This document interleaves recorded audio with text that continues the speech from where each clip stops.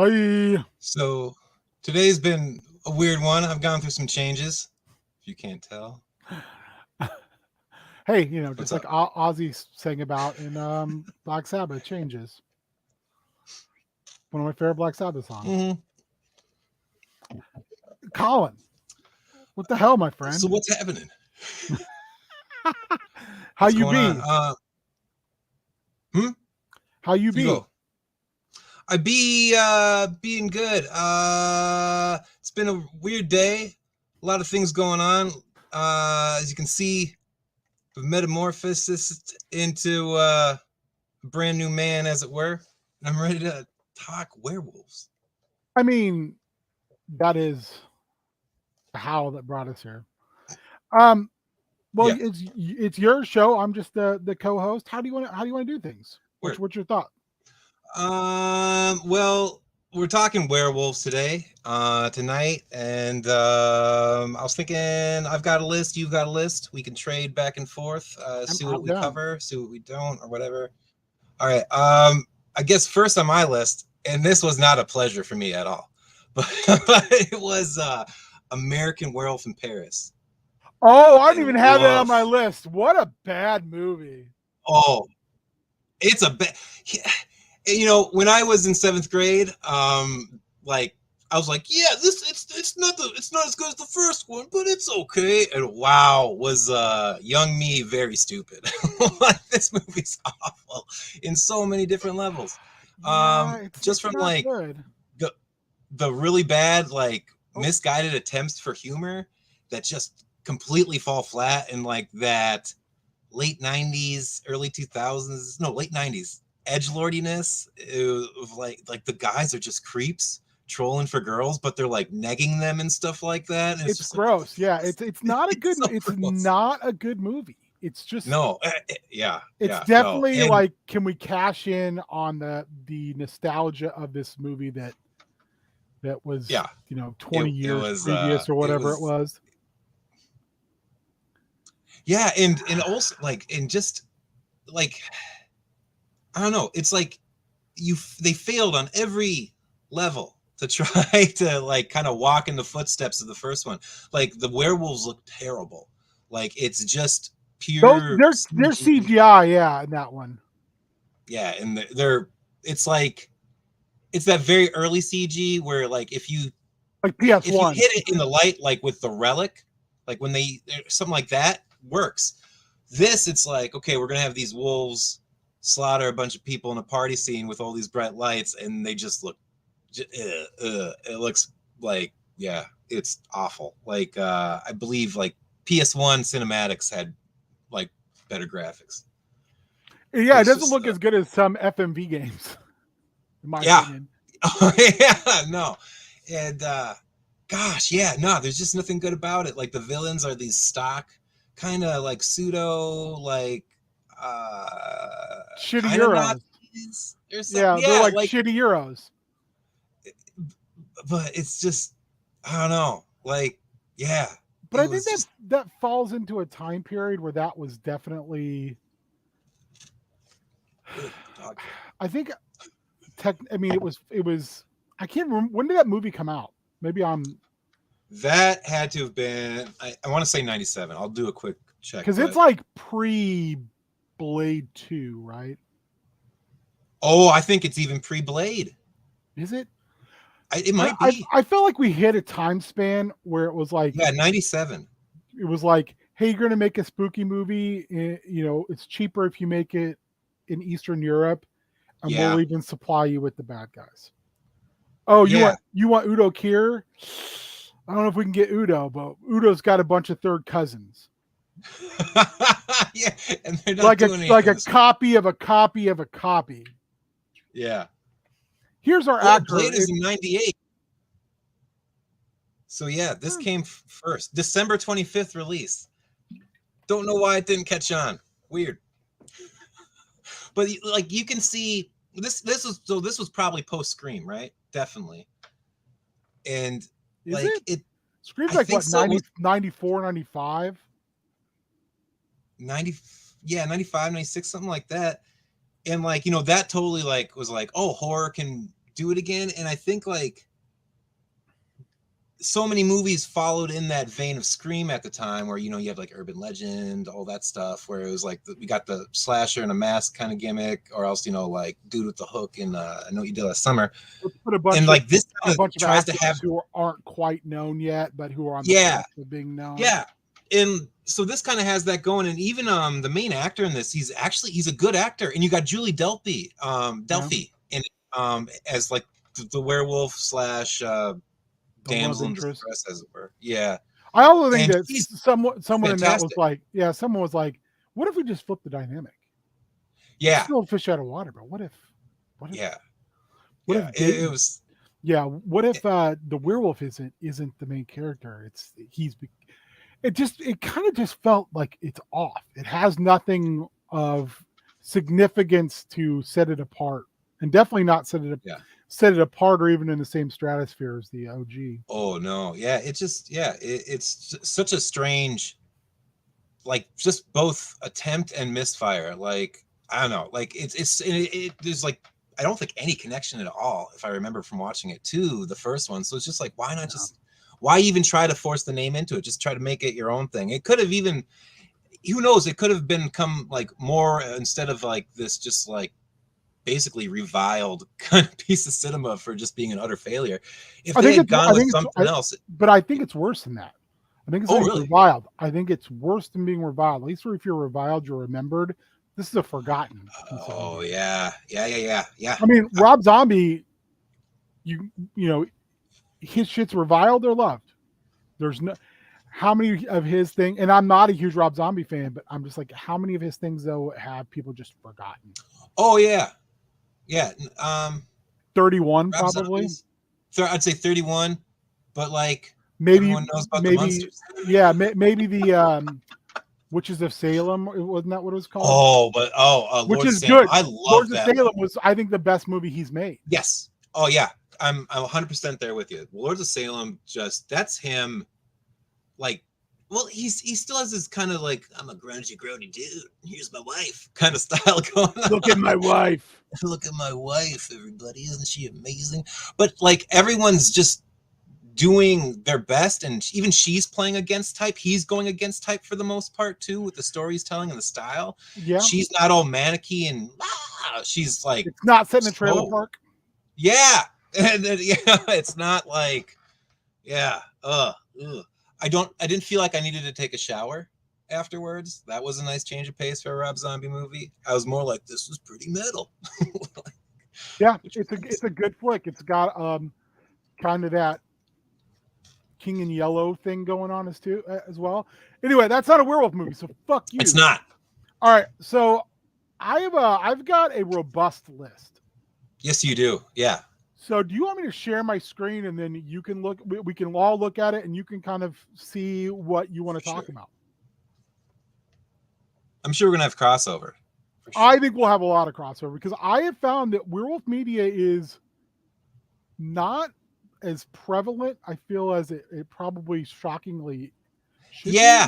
But I think like it's got such, at least with like Howling and American Werewolf in London, those are such two huge heavy hitters, and they just nail it completely, that like you forget from the quality of those two films how little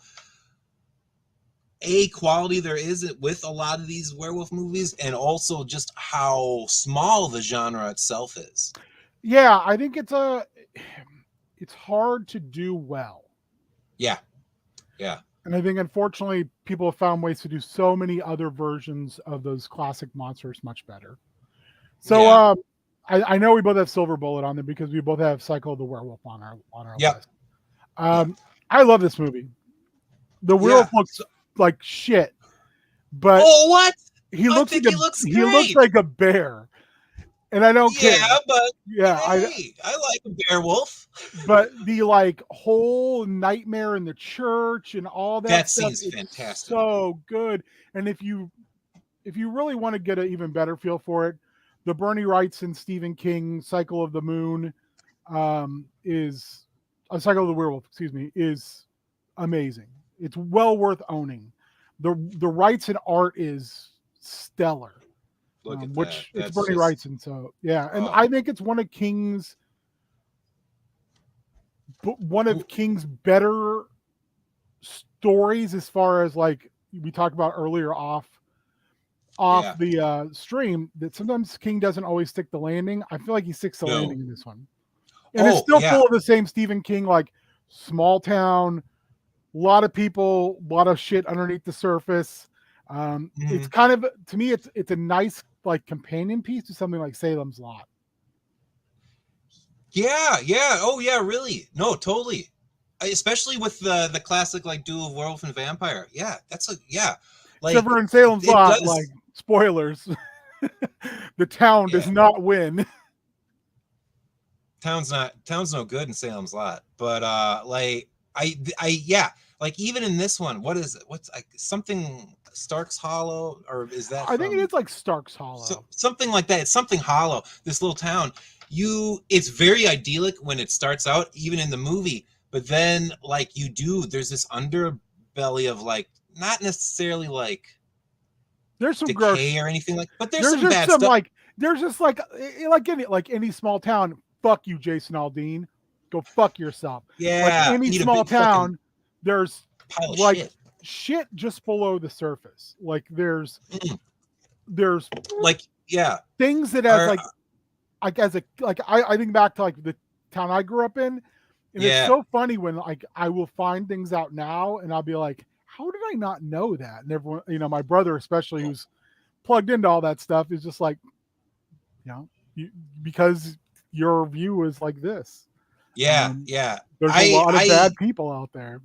Yeah, I definitely got plugged into that wavelength of my town when I was like young. Like so it's so funny because like I'll talk to people and they'll be like, man, growing up in Hibbing was like the best. I'm like, what? Like, let me tell you about what's happening in Hibbing right now. But yeah, like in Cycle the Werewolf, you do definitely have that. Like our was it Marty? Our main hero, Marty, his love interest is like mercilessly beaten by her alcoholic father. You've got this woman who is going to kill herself, I believe, because she is pregnant, but the guy wants nothing. I think he's married. He's married. Super. Yeah, there's like real like, and this is like you'll find this shit going on. And I think I like this one though because it's brisker. Because it's a novella, and something I love about Stephen King is you get the town is a character, and the people in it, are generally feel like flawed real people. But like sometimes, like Salem's Lot's a good example of this. Needful Things is a good example of this. Sometimes King will wallow in that a little bit much, where I'm like, okay, every fucking person on the block does not have to have a dark secret, Steve. Which I think when he writes shorter things, we don't have to see that as much.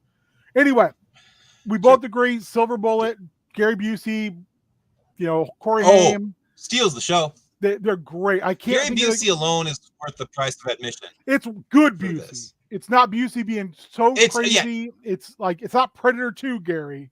No, wait, he wasn't in Predator. That was his son. That was Jake Busey.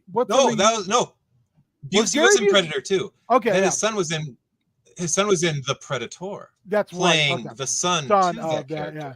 So it's not like over the top Busey, which is still good Busey. It's like over the top Busey is like a couple levels lower than Nick Cage at normal speed. So solid, and the book's great. I think the book's better than the movie, and I really enjoy the movie. Oh, yeah. I love the book. It gives you just a little extra more context to everything, and it gives you a little more time to breathe. But it is also a brisk read. Like you can finish this in like an hour or two. I can't remember the guy who plays the priest in the movie who was on Twin Peaks. He's so good. He's a David Lynch regular. He's Big Ed in Twin Peaks. Yes. I'm trying to remember his name. Oh gosh, yeah. Keep going. I'll find it. Emmett something, but he's a fantastic character actor. Everett McGill, and he plays. And this is one of my favorite. Like I like the person who's not happy, he's a werewolf, and it's a torturesome thing. Although he does start to skew into it once he loses his eye. He gets a little. Ugh. I think And also, once he's found out, once you think of, I think once he's found oh yeah, out, then all bets are off. because he'll lose like everything. But like the fact, yeah, like he like struggles with all this stuff, and like he's tortured by it, and he just does this fantastic job where like I feel for him before that turn. Yeah. Like when you're seeing this guy who's having these awful nightmares and shit like that, and or when he's actually like telling the people, like the posse, like, no, don't go out there, don't go, like, because I'm gonna tear you apart. Yeah, he knows what's gonna happen. And then like when he gets menacing, ooh, he's so menacing. When he like, does the thing where he walks up to the Marty. Yeah, when he walks up to the garage, and you can just see the feet, yes, like, and you're like, oh no. Especially like if you haven't seen it a bunch of times, it just has such bad vibes to it. Oh yeah. And there's just oh god, there's just a lot of good touches to that character that really also like just tie into in a weird way like Stranger Danger from like the 80s and 90s kind of thing, where like he's doing the thing with like the taking all the can collections, and Marty comes over and like he's like, oh yeah, just put it way back there, and you're like, no, Marty, don't do that. It kind of if you've ever seen Summer of '84, I think does a really good job of taking that same vibe, taking that same vibe and doing it, in more recently, but it's doing Stranger Things without the storybook idealism. Yeah, I'd say, and in the supernaturalness. Summer '84 is wonderful, but not a werewolf movie. Not a werewolf movie. So I have American Werewolf in London. We talked about that. I hate John Landis, but yeah, John Landis is. If you don't know, John Landis is a major scumbag, and I think his son's pretty. His son's a scumbag as well. Mistaken. Yeah, Mr. Max. Yeah. Landis. Yeah. I the Apple people, not for friends, but for. Yeah. The apple didn't fall far from the shit tree.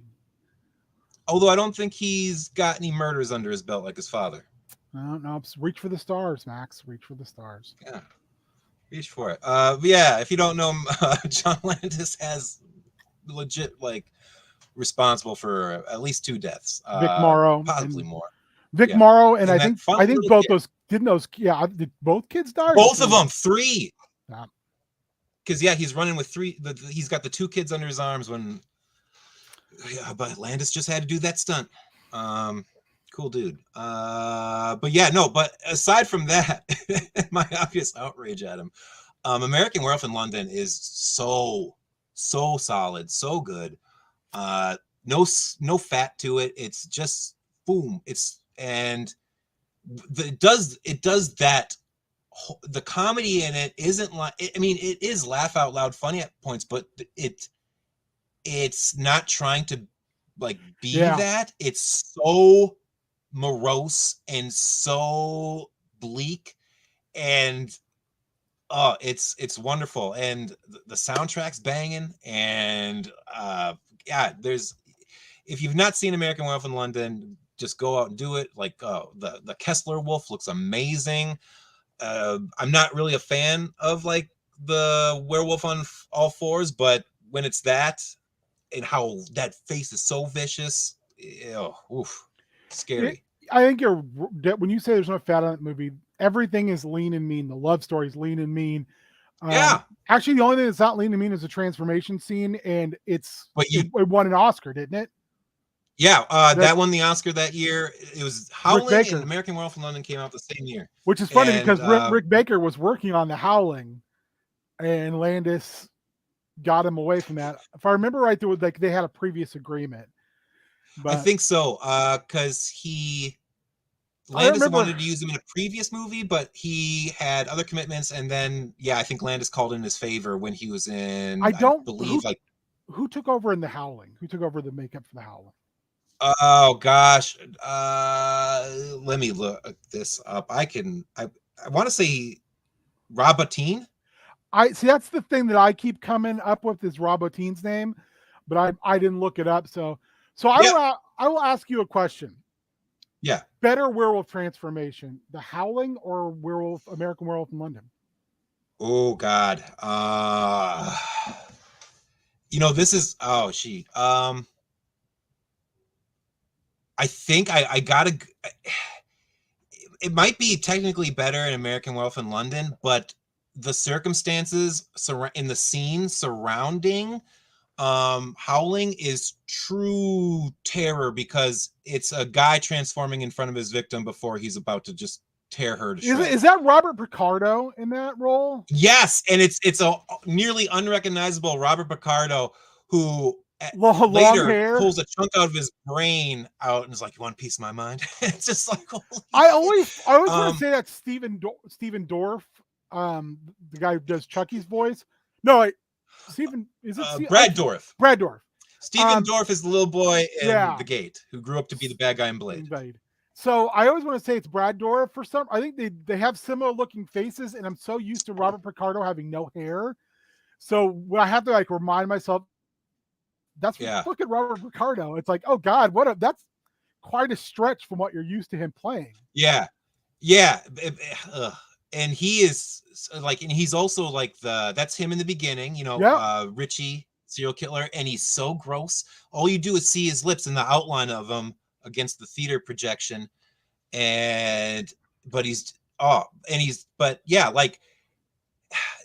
American Werewolf in London transformation is amazing, and it is horror in itself where you're seeing this guy. It's pure body horror, but like Howling has that extra level where it is body horror, but then there's also this extra layer of like, this is not the victim, this is the threat.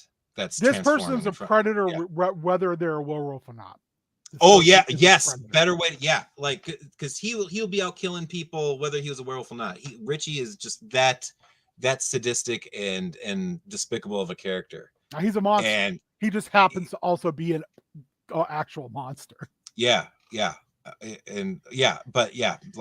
oh God, and just the way they get the skin to bubble and everything, like, so good. And and I'd even say those werewolves might be my favorite in the Howling. Like, I just love the look of them. They're so I know some people are like, they look like big Easter bunnies because no. I think they remind me of they look like the proto version of what we get in Dog Soldiers.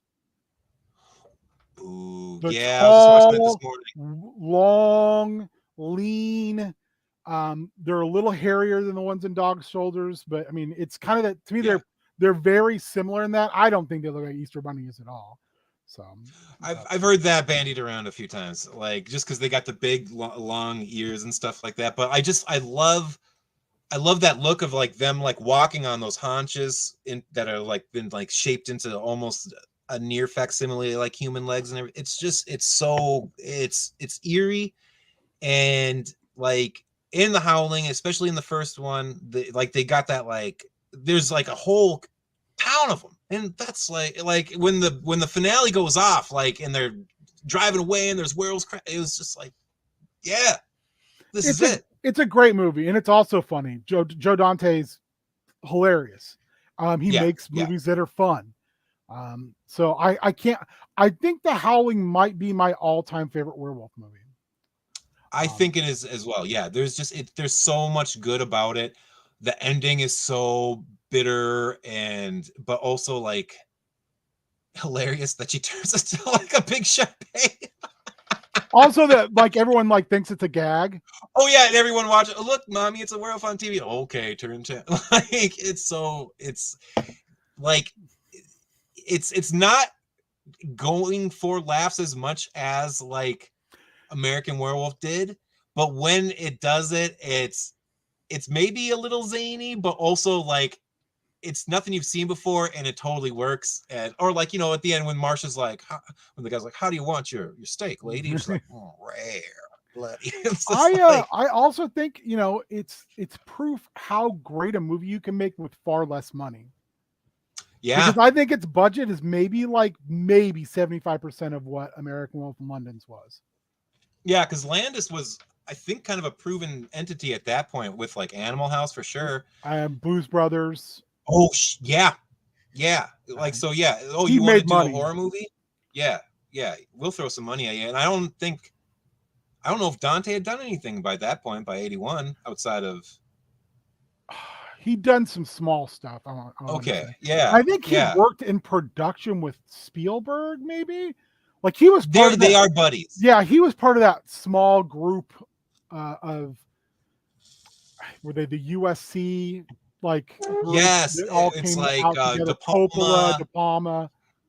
Yeah, what a crazy crew. A murderer's row of directors. Yeah, and they're all these dudes that like had filmmaking in their blood, like Spielberg making these movies by the time he was 8, like basically making Raiders of the Lost Ark with little guys. It's amazing. Yeah. So much talent that came out of that class, and also loved how they all gave each other like a hand throughout each other's careers, and like just kept that synergy going. It's a beautiful thing. What do you see next on the list that interests you? I think you're a big 2010 Wolfman fan, if I remember correctly. I just watched that. Yeah. Unrated version. I couldn't really tell what was new. Probably just a little bit of gore here and there. But I don't know. This movie has some stuff you could trim out for sure. Like I don't know if the romance plot is really super necessary. And some of the CGI, like, cut that. Let that be prosthetics, because when he's in his full prosthetic makeup, it looks glorious. Yeah. That werewolf that's a wonderful, for that classic Wolfman archetype, that might be the best. Like, just for a fully realized Wolfman at like just going full bore with the prosthetics. It's so good. It's so good. And it's got great actors across the board, but like, yeah, there's things here and there that you could definitely like trim out. And I don't know, like, I don't know if the finale where it's like old man Hopkins werewolf versus Benicio del Toro werewolf necessarily works, but there's so much around it that I love. Like I really dig the weird dynamic that the father and son in that have, where I don't know, like there's a point where Anthony okay, so like Benicio del Toro is this big time actor, for anyone who doesn't know. Like, it's like turn of the century London. He's out being an actor. He's kind of estranged from his family. His brother lives with his dad, and he and his dad have a very fraught relationship. The brother is basically the father's like keeper, basically, and like whenever he like wolfs out, he has to like lock him away. But he's found a relationship with Emily Blunt, and she's going to steal him away from the dad. So dad kills his son. But later, like when he's kind of giving this little speech and like laying all his cards out to Benicio and like, oh yeah, I killed your mom. Like, I also killed your brother. And there's a part where he's like talking about how his brother was trying to like run away, and he's like, and then I just punched him. And he's like, oh, and did you know, by the way, I used to prize fight a little bit in my youth. It's just this really like egocentric, narcissistic, like just totally sociopathic, like it's such a gross character, and how he's like just reveling in how strong he is, relating the story of how he murdered his other son to his other son. And like there's things like that just are so warped and they work. Or like, I really love the scene where he finally transforms in front of everyone at the insane asylum. Yeah. Oh God, that's wonderful. And he's like, you morons, like, I'm gonna kill all of you. And they're like, okay. And Hugo Weaving is wonderful as the inspector, and I'm heartbroken we never got the kind of slightly promised sequel where he would be dealing with his lycanthropy, because he gets bit but survives. But yeah, like, I don't know, there's a lot I do like about it. And I know it wasn't the most well-received movie at the time. And I don't know if it's gotten a better reception. I feel it's still kind of held at arm's length a little bit. I think Anthony Hopkins is the weakest part of that movie. Yeah, I mean, I was saying I do love that speech and I like the character, but like, yeah, also one of the thing that kind of falls apart for me is the end brawl, and it's just, I don't know, there's just nothing to it, and it feels like it lacks stakes. Yeah, you kind of feel like you know where it's gonna go. What's up, Super Spike? I got bit by a wolf. I ran it over with my car. Wouldn't stop screaming. It was weird. And now I woke up like this. The worst part is he got up and walked away. Like literally walked away. Walked away. Walk away.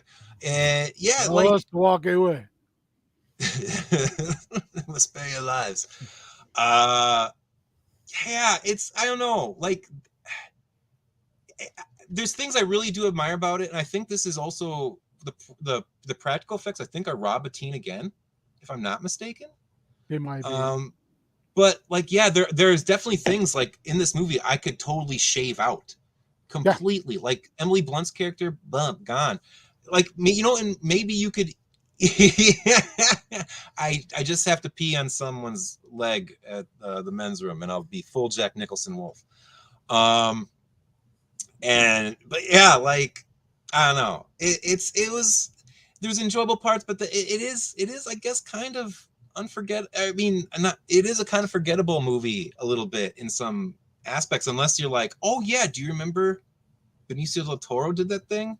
But I don't think it's ever going to be one brought up into the conversation of like, whoa, what are the best werewolf movies of, you know, top? I don't even know if this would make anyone's real like top 10, top 15 even. Like, maybe my top 20, but maybe, yeah, and it might be 20 on that list.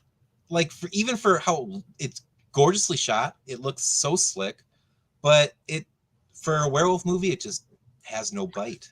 So one thing I want to point out, my lettering is HR is highly recommended, R is recommended, S is solid, M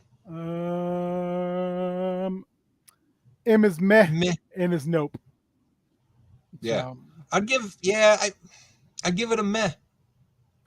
I have it as it's not fully solid. I have it as a recommended. I think you can do 41 and 2010 together and make your own kind of judgment about it, because I think Del Toro is really good in it. He does a really good. Oh yeah, no, he's so good in it.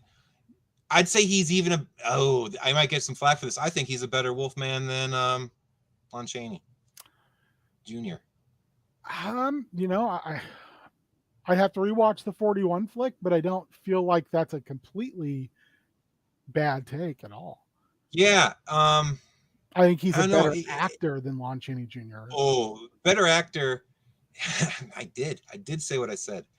And yeah, and also I think the character is a little more interesting too. He's not just like, I'm a sweaty guy wandering the moors. But it's also like twice as long. So it's a long movie. And yeah, it could definitely, I don't know, it could use a trim. Emily Blunt I love her. She's a great actress, but just why? I don't. I've got The Beast Must Die. Have you seen that? The Beast Must. I don't know if I have. So what I realized is The Beast Must Die is kind of the plot they lifted for Werewolf by Night. It's a bunch of hunters brought together to hunt a beast, and it's a werewolf. And they're brought together in a mansion. For the special. Yeah, they're brought together in a mansion. The main guy's like, we probably all won't survive. And it's also like one of us is the beast. What year is this? Oh, it's like I want to say mid to late 70s. Ooh, okay. It's a solid flick. I think the premise is more interesting than the movie. I also think when you go and you watch Werewolf by Night is just a 10 times better version of The Beast Must Die. But I think I saw this movie because I loved the title so much. That's a great title. It's an amazing title. The Howling movies, I think that after the first one, your mileage varies. It depends. Yeah. Your sister is a werewolf, I think is the subtitle of the second one. Yeah, Howling 2, Your Sister's a Werewolf. Only thing you need to do only two notable things in the entire movie: Werewolf Orgy and Christopher Lee at a punk show wearing just the most 80s sunglasses ever and somehow making it work. If you are a fan of Sybil Danning's breasts, then this is a must-see for you. If you're not, then you don't have to worry about it. Do you know the story about the credits on this? Yeah. They wanted to get their money. They wanted to get their money's worth. So yeah, Sybil Danning, a beautiful woman and not afraid of nudity, but she was just like, okay, this is all I'm going to do. We don't need to do more. So the entirety of the credits for Howling 2, no, we haven't got to Dog Soldiers yet. Hold on. We'll be there, Spike. But yeah, so the credits is just like, it's the same like 5-second clip of Sybil Danning like revealing her breasts over and over and over and over. And I guess like she had no idea they were going to do this and like left the premiere in tears. It's just like, why be a scumbag? But I don't know. I think sometimes people are like that. Yeah, scumbag is default setting for some people. Yeah. Company of Wolves. I like it. Ooh. It's interesting. The first time I saw this, and I might have been way too young. I think I was maybe around like 9. So this movie just was like a total mind melt for me. It's so out there, but also like because this is the one. It's like the storybook setting, right? Yeah, and it's got that crazy transformation, if I'm remembering right, where like the wolf comes out of the woman. Like basically, the way this woman transforms is a wolf snout like comes out of her mouth, and her just everything like sloughs off. It's wild. It's wild, and I think Angela Lansbury's in it. She is in it, and so is David Warner. Yeah, and if I remember right, like Angela Lansbury like crumbles at one point, like she's made out of terracotta or something.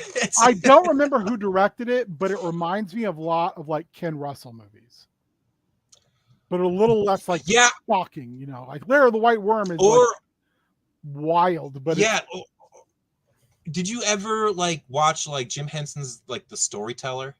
Yeah, or any of those? There is definitely kind of like has that feel. Adult you're fantasy. On a set. Yeah, like. Or not, I shouldn't say you're on a set. It has almost the presentation of a play. And the way it's shot in some ways is it's very like almost like you're seeing like the televised version of a play. But it's a beautiful movie. It's really and it's very lavish in play style. Like it's like it doesn't feel movie lavish. It feels like you said, theatrical. Yes, it's very rich, opulent. Like it's the set design, the costumes. It all is so vibrant and but it's also just it's a very strange kind of old world tale that's being told. It's a little tonally up and down too, in my opinion. Yeah. It's solid. I mean, totally. It's not. Unless I was gonna show it to someone, I don't know if I'd run out to watch it myself necessarily. That's perfectly said. That's a solid movie to me. It's one where I'm like, I don't know if I'd re-seek this out, but I would show it to someone. Say, hey, you should see this. Yes, it's interesting. You might enjoy it. Yeah. If I ran into someone in the audience who's super into werewolf movies and I've never seen Company Wolves, I would be like, oh, okay, it's worth a pause. Let's sit down. We're gonna watch this. Let's see what you think. It's Wolf. Definitely a worthwhile. What do you think of Wolf? I love Wolf. Really? I'm less on that one. When I was a kid, I wasn't so I was just like, what is this? This is so boring. Watching it within like the last 3 years or so is like the last time I watched it. I thought it held up a little better than I remembered. It does. There is a little meandering kind of feel to it where it just does really take its time and just like, isn't Michelle Pfeiffer beautiful? Like, yeah, I get it. And then like some of the, and I think if I'm right, like when we get like the cool wolf action, it's shot in that like, there's like a, I don't know what you'd call it. It's like that fast motion kind of grain, kind of like everything looks just a little too blurred. And maybe that's because you've got like, I think at the time 60-something-year-old Jack Nicholson doing an action scene, so I'm sure, you know, but I don't know, there's things I do like about it. Nicholson's always a good time in my book. I dig his acting. I mean, he's never not Jack Nicholson anymore, but I don't know, I didn't mind it. I think James Spader's really fun, and his turn's really good. Yeah. And I think he plays the werewolf better than Nicholson as the villain. Like, he really kind of leans into it. And but yeah, I mean, I do think, and you just wolfed out on me. I do think it's well, I do think it's an interesting, I should say interesting, the take on it being being a werewolf being less of a curse and burden and more of a like virality of masculinity. yeah, like, yeah. I've never been super into that, and I'm just kind of like, I'm like, oh wow, we need more virile 50-year-old white dudes.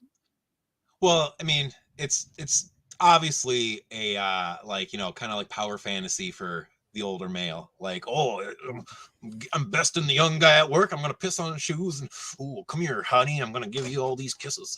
That's how I just kind of look at him like, must be shunned and run away. Yeah, I just don't find it that interesting. I think because of that. But I mean, it's not a bad movie. It's like I said, it's solid. Yeah, Dog Soldiers, baby. Boom, boom, boom. Watched that this morning. Fucking fantastic. Still holds up. Still so good. And I feel like it's always getting, I always see it like, oh, this is hey, she let him out, I think, if I remember right, the were lady. But like people like give it a lot of like comparisons to Predator, which rightly so. It does have a lot of Predator vibe. Rewatching it though, I think it takes a lot of inspiration, strangely enough, from Night of the Living Dead. It does. It's two movies. It's Predator in the first like third, and then it's Night of the Living Dead from. So it's a hunted movie that turns into a siege movie. And I think that's exactly my thoughts on it. And it does those two things extremely well on very little money. Not as like no money as Night of the Living Dead, but like for a movie that has such a cult following and has so many very, very, very good actors in it. And for the time established good actors. Yeah. Like I'm like, how did you get Sean Pertwee like to do this? But he wasn't their first that guy choice seems to show up in everything. He wasn't even their first choice. The person they had, I just watched a thing about this maybe today. They had somebody else and they were ready to go, and because production kept getting pushed back, their other person had another job, and they're the one who came back and said, have you talked to Sean? And they reached out to him. Wow. The guy who boxes the werewolf, that was originally supposed to be Simon Pegg. And Edgar Wright said, hey, we're like in the process of getting ready to do Shaun of the Dead. Do you really think you should do 2 horror movies back to back? Oh. So he also said no. I love that character. Like, there's such good characters in this. And oh man, like I was gonna say, I take that back. Really it wasn't Sean Pertwee. It was the lead character. The lead character was supposed to be played by Jason Statham. Oh, Kevin McKidd? Yeah. No way. They were ready to Statham because he wasn't famous yet. And then he blew up. He blew up in the time between like them acquiring the money, the financing, and them doing production. And then he backed out, and that's where they got. That makes so much more sense to me, because it's like, what is Scottish Kevin McKidd doing with all the rest of these British dudes? But it works still. But okay, yeah. Oh man, that's what it was. I couldn't. I was like, Oh, it was Statham. That's right. Yeah, I think it was on Joe I think they Blow. lucked out. Yeah, I think I they think did they too. lucked out. Yeah, nothing against Statham. Sometimes he can be good. Most of the times it's Jason Statham. Playing Jason Statham. But yeah, like McKidd is just phenomenal, and he's so good as in the kind of Dutch from Predator kind of role, like the guy who's seasoned, but is like, this isn't, let's not get like so excited about all this shit, we and don't do like I'm this. not gonna like shoot a dog and all this stuff. Yeah, My men and I don't do and this. the villain is the wonderful Liam Cunningham. So there's another interesting thing there. Liam Cunningham originally turned it down. What? And he asked for rewrites. And they did the rewrites. Did he get him? Then they got him, and he took less money because he saw, oh, well, you took my suggestions seriously. You rewrote some stuff that I thought made more sense. And he said, therefore, I'm willing to take less money. What a gem. Yeah. And McKidd broke his ribs right before shooting, going through military training for the movie, and didn't tell anybody because he was afraid that they would fire him. So he did some of the movie with broken ribs, and when they found out, they moved some of the stunts away from him because they didn't want him to get hurt any more than he already was. Oh, but he was definitely doing some stunts, because there's that. Oh yeah, he's awesome in that movie. There's that part at the end though where like it's I think right a little bit during the credits they're kind of showing you like snapshots, and there's definitely one where he's just getting like beeled right over a table. It's just like, he was worried that Neil Marshall would replace him since he was not their first choice. Oh wow. Also, I think Dog Soldiers is Neil Marshall's best movie. No shame on the Descent, but I just think this is a great movie. Yeah, no, I'll give it to you. Descent is slick and great and has some good scares, but it just feels a little less inspired. The Descent is a strange movie that the more I've seen it, the less I've liked it. Like the first time I saw it, I was like, this is great. But I've seen it a couple more times since then, and the characters that are unlikable become so much more unlikable. Oh, like watching it again, it's like the Juno character. It's like, how are you even friends with this woman? Begin. Like, they don't get heat; they get X-Pac heat. Oh yeah. This is Change the Channel heat. It's like, Howl. I don't think I've seen Howl. Werewolves attack a commuter train out in the middle of nowhere. They block the tracks and they start off on the passengers. I haven't seen this. I saw a trailer for it. I think it's on Tubi. I have yet to watch it. It's solid. It's a very solid werewolf movie. The ending's kind of fun. The only thing I will say about this movie is the main actor, the protagonist character, is just kind of there. I think if this movie had a better primary actor, it would have blown up. Probably got yeah. Solid movie. I like the way the werewolves work, the way they look. I love the fact that you get these passengers and they all eventually have to hole up inside one car because things are gone so crazy and they're like trying to barricade it in. And werewolves don't care.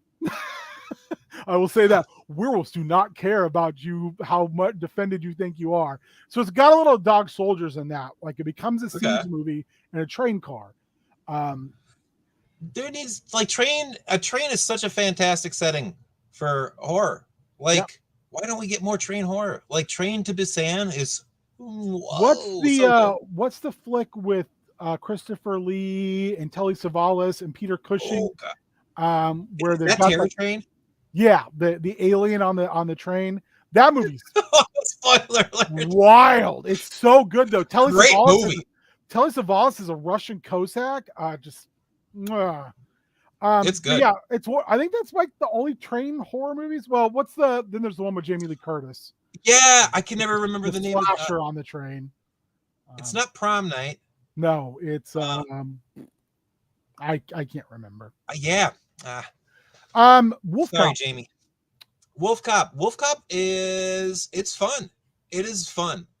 I think sums it all. It's got an exploding penis in it. Yeah, it's definitely kind of a grindhousey, just for how, like, like, we're gonna be a little raunchy, but I love it. It's great. The Lou Garou is such a good, fun character. I think of it as grindhouse via the lens of the 80s.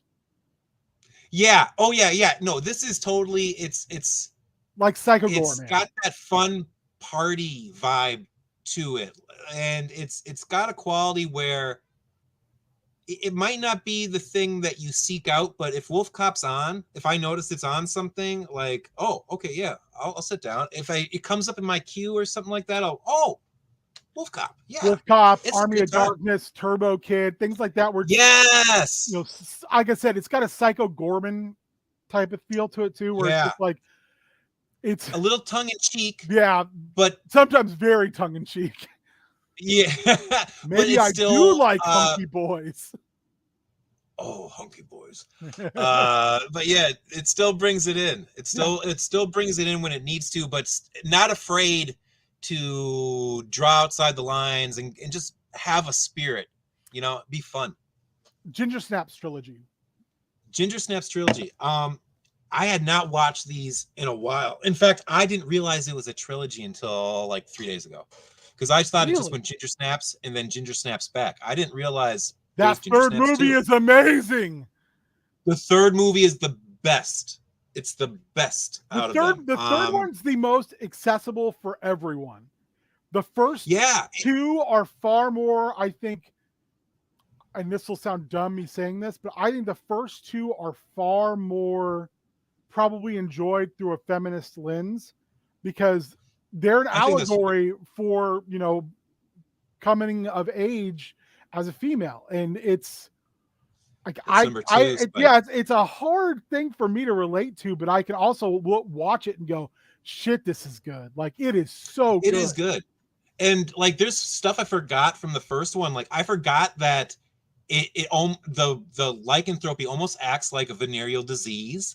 And like when Ginger sleeps with the one really douchey boy, like he starts turning and his dick's like leaking blood. It's like, what the fuck? Like, I totally forgot all that. And I wish we could have had a lady join us to discuss this particularly, because it does have that. It's very feminine, very woman centric, and like he passes the Bechdel test.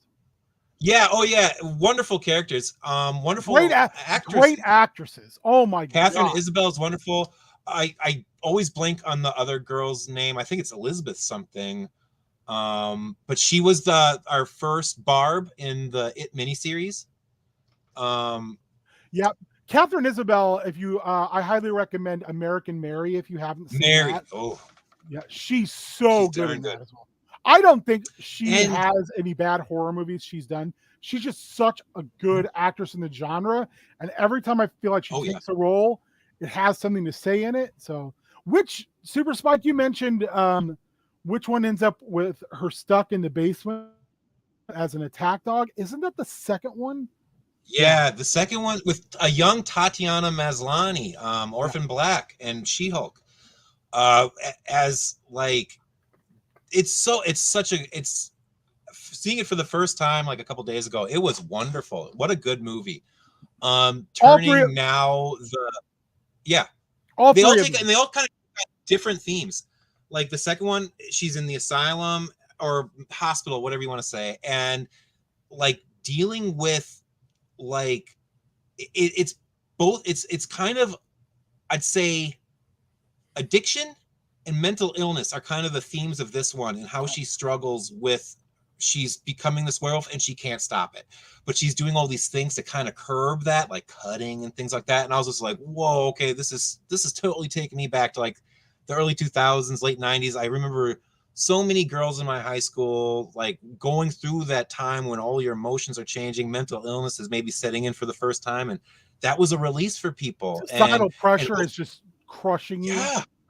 Yeah, and oh my God. And then a crazy crazy flip at the end of that movie where we find out that Tatiana Maslany, this little tiny girl that you think is so in need of help and needs to be saved, is this psychotic, ruthless killer that's been playing this long con on everyone. And yeah, as Spike points out, like our hero gets locked into a basement, goes into the full transformation, and the werewolves in this movie, once you become a werewolf, you ain't coming back. You become this beast. And she gets turned into that, and this girl uses her to kill her enemies. It's insane. It's so bleak, so dark. And the third one's glorious. In my opinion, like I said, it's the most accessible one because you go back in time to, you know, is it post Civil War? No, I think this is all the way back to like French Indian War. Yeah, because it's like a full-on outpost. The girls, they mentioned they were on a ship that sank with their whole entire family. That's right. It is like French Indian War. Yeah, it's so good, and this is so many good twists in this one too. Just thinking about like it's a to me, out of the three, this is the most women in peril of the three. Yeah, but it's the most women in peril, and then that dynamic turns hard, and the predatory males do not realize that that's turned, and that's where it's like so well done. It's like you have no idea what you're fucking around with. And this does a really good job, I think, also with like the one character, like that really cool native like trapper or whatever that we meet. It's like, oh, this is going to be our guy. Then he goes through, and then the one dude who I'm not, even though he's like the leader, kind of the main head honcho of the fort, like you kind of feel a little icky about him with like the whole thing going on with his wife, how she died, and his son is like going through, but then like he kind of like owns up all his faults in the end. It's kind of, yes, there's a lot of different dynamics that twist and turn throughout the entirety. It's wonderful. It would make a wonderful double feature with Ravenous. Yes, I kept thinking like, oh, Ravenous, like this is so tapping into like while I was watching it. They both have that bleak, snow-covered, like middle of nowhere, and then they both do so well with the costuming, and neither one was a big budget movie. No. I will say also the way they shot Ginger Snaps 3, where it's like almost gray toned in a lot of spaces, it makes the colors of like the dresses and that so much like more lush. Yeah. Kind of almost Crimson Peak-esque. Like I guess this and the second one were shot back to back, and that blew my mind, because not to say that Ginger Snaps 2 is bad quality, but like going from Ginger Snaps and Ginger Snaps 2 into this one, it's like, who did their homework on? Like, it's just, the cinematography is gorgeous. Everything is just a notch above. You got Catherine Isabel back, like owning like so much of the production, and she was so missed because she just kind of shows up as a ghost in flashback kind of things in the second one. I think at the time she was filming Jason or Freddy versus Jason, and she's one of the best parts of that, even though like I said, I feel like she owns almost every movie she's in. She's great. She's even great in that movie with Dolph Ziggler and Kane. Countdown, I believe it's called. I own it. I can't believe it. But yeah. I love Dolph Ziggler. I don't like Kane. Get fucked. Mr. White is right. The Wolf of Snow Hollow. Wolf of Snow Hollow. This, like, I don't know why this isn't talked about more. Why this did not also just blow up as like a bigger indie darling, like that, like in the vein of say Dog Soldiers or Ginger Snaps, because I don't feel like it's on that level of awareness yet for the horror community. It should be. It's in my top. It's in my top 10 for sure. It's yeah. I would. Yeah, I'd put this at 6. Like it's so damn good. You have the most likable, unlikable protagonist in this movie. He's such a prick, but then you're like, I can see why you're such an alcoholic prick. Oh yeah, Like your life is a mess. yeah. It like just a perfectly flawed protagonist. And I love Ricky Lindholm anyway. She's great. So good in this movie. She's so yeah. There's and then there's the whole, is it supernatural? Is it not? Is it just a serial murderer? Or, you know, people are saying it's a werewolf. It can't be a fucking werewolf. Werewolves don't exist. Mm-hmm. That whole thing running throughout the movie is just amazing. It's so good. It does a balancing act that you yourself are kind of like, it's wonderfully done. They play, like as in your notes, you're watching a community fall apart, and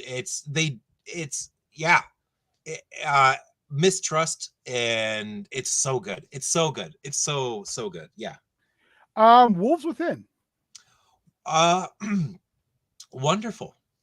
I feel like Wolves Within and Wolf of Snow Hollow came out around the same time. It kind of did. And they're tonally so different. Yeah. But both, so Wolves Within would make my top 10 as well. I think this movie is hilarious. Oh, it's so funny. I still love that. And they put it in the trailer when they say it's like a slumber party, except for with guns. And everybody pulls out a gun. It kind of, to me, has a similar vibe as another movie that came out around the same time. Oh, damn it. Now I can't remember the name of it. With Samara Weaving, where she's marries into the rich family. Where she marries into the rich family. Ready or Not. Ready or Not. A fun movie. It has this, to me, it's a very similar vibe. Nowhere even remotely similar stories. But the vibe of like,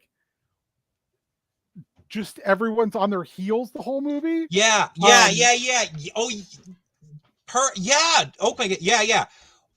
It's the hunt in that, and a little bit of the chase, but like this, it's watching people getting chased and picked off one by one, but everyone constantly turning on everyone else, and the fact that I think Samara Weaving is one of the most fun actresses in the genre. Yeah, and I love that she's sticking into the genre too. She's just a great actress, and she, like, it always seems like she's enjoying what she's doing. Like, even when she's covered in blood at the end of God damn, her name escaped me again.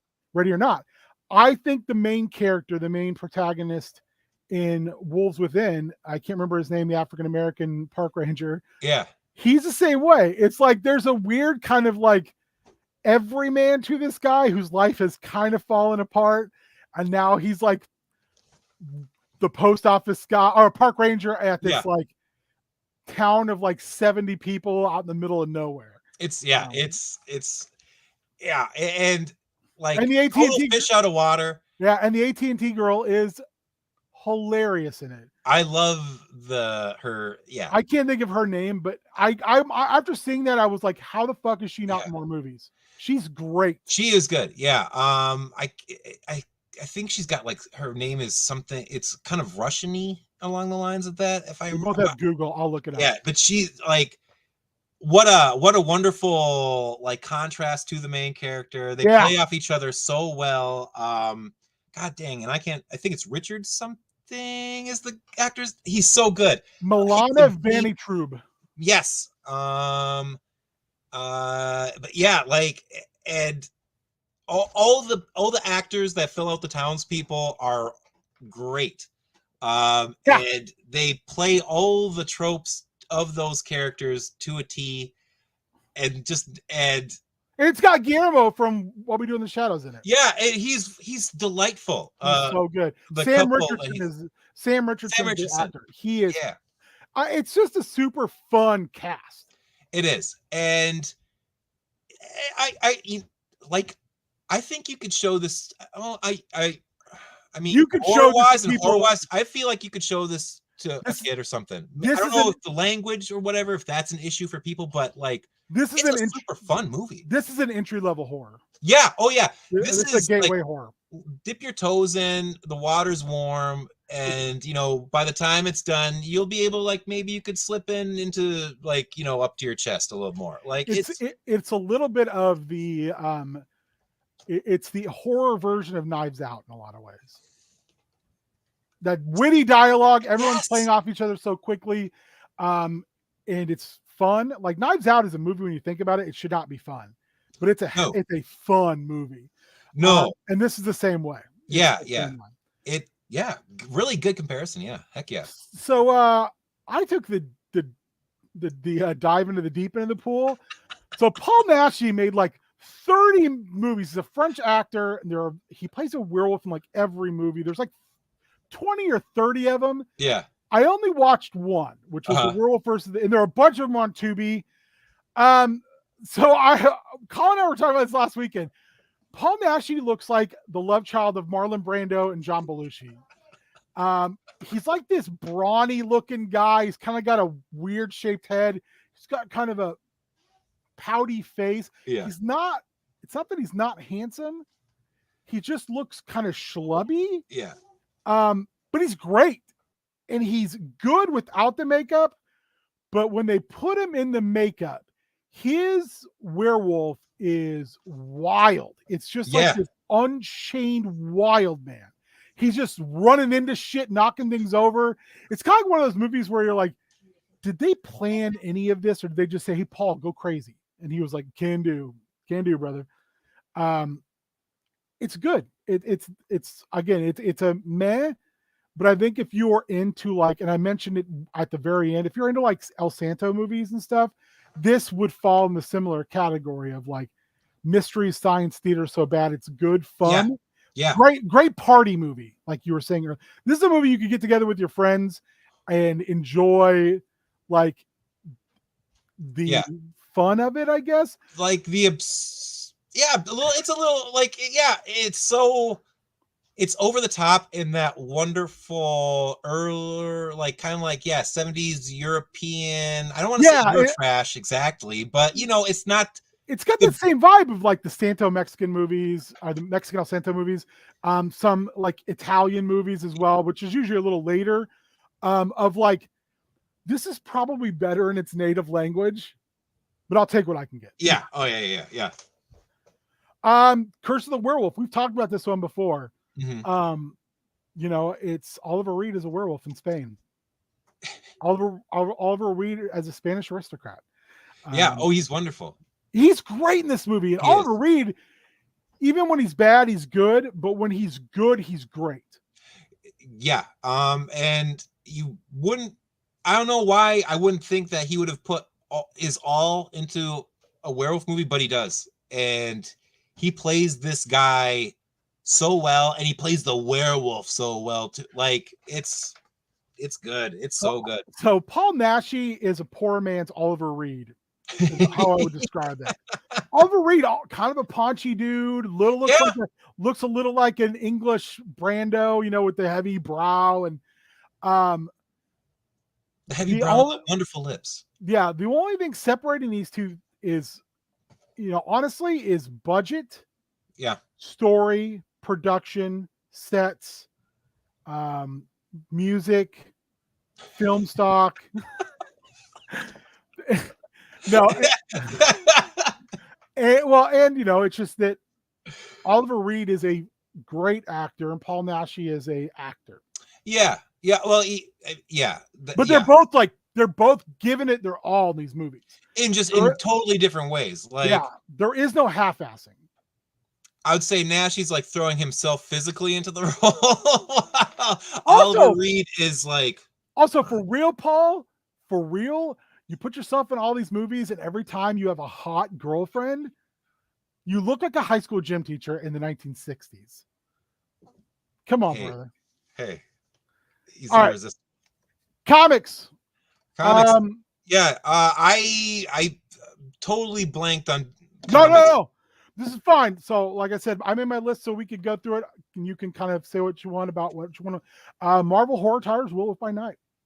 Werewolf by Night is wonderful. I do love Werewolf by Night series. haven't read through all of it, but I'm a big fan of that fun kind of pulpy, like kind of in the vein of, EC Comics and stuff like that. And Werewolf by Night definitely fits that. It's Jack Russell's a wonderful character. That whole Marvel 70s kind of horror, Tomb of Dracula, Yeah, the zombie, Frankenstein's monster, they're all good. mm-hmm. I don't think they're great comics. Sometimes No. the art is absolutely stupendous, though. Mm-hmm. I don't think Marvel has figured out in a comic sense what to do with some of those characters. Oh, they occasionally try, but I think their most successful is, of course, Dracula, and they basically have turned Dracula into a supervillain. Yeah, they've done so very well. But I would love for them to figure out what. And he doesn't show up enough, even. I like that he only shows up occasionally. They did a whole event with him a couple years ago. Mm-hmm. But I think the best story with Dracula is the Captain Britain MI13 story, where Dracula has vampires on the dark side of the moon and shoots them like bullets at Britain. He wants to take Britain over. And MI13, which is Captain Britain's basically British super team, have to deal with this invasion from the dark side of the moon by vampires led by Dracula. Paul Cornell is a great writer, and he writes wild ass stuff, and it's perfect. Astounding Wolfman. I always forget about this one. I think that you have those issues now because I should like this. It takes place in the Invincible universe. It's a lawyer who becomes a Wolfman, becomes a superhero. That's it. The art's very good. It's a very fun book. It's less, believe it or not, it's less angsty than Invincible is. So yeah, I think it's one of Kirkman's more fun books. And I think, unfortunately, that's probably why it didn't last very long. Weird War Tales and Creature Commandos. This is, I know of the Creature Commandos, but I never really read anything of their stuff. I think, unfortunately, Creature Commandos, or fortunately, depending on your feelings, to me, the breakout character in Creature Commando or in Weird War Tales is G.I. Robot. When you get to Creature Commandos, I don't think it really does much for me until we get the Morrison Frankenstein in it. PC Frank is great. Yeah, the updated from Seven Soldiers Frankenstein is the best. It's wildly cool. And their Wolfman character is kind of like a supporting character. Okay. Man-Wolf. Man-Wolf's cool. I love Man-Wolf, and it gets a highly recommended because of nostalgia. There was a couple records at my library when I was a kid, and one of them was Spider-Man, Mark of the Man-Wolf. Mm-hmm. And I think I literally wore this record out. Because if I wasn't listening to it with headphones in the library, I was checking it out. Oh. There was another Spider-Man record, which I now had my dad found and got for me, and it's in a frame. And there was a Fantastic Four record, and there was a Captain America one, which was awesome. It had Cap's final battle with the first Baron Zemo on it. They were full audio productions. Those are I've caught pieces of them on YouTube and things like that. I've never listened to them in their full glory. I wish I knew a way to get a hold of the whole audios for those, because I would love to go back and re-listen to them. They were a huge part of my childhood. And I always dug John Jameson anyway. I can't remember the exact story, but when he gets the big super strength from the moon crash, going into where he's this good guy, but Jay Jonah's we got to get Spider-Man. He's all right, Dad, I guess we got to get Spider-Man. But when he becomes the Man-Wolf, there's this whole thing of he doesn't want to be the Man-Wolf. And Spider-Man is doesn't want to hurt him. But Man-Wolf is a menace. And then we get to the point where we figure out Man-Wolf is a cosmic entity. And John Jameson can control being the Man-Wolf. And there's an entire run during Dan Slott's She-Hulk where John Jameson and She-Hulk are dating. And then he like becomes the man wolf and they have to go on this cosmic adventure. And she's like, how come you never told me about this? And he's like, it never came up. I love that shit. It's really good. Bigby Wolf from Fables. The man. He's the best. I love Big B. He's just great. What a wonderful take on the big bad wolf. Also naming him Big B is wonderful.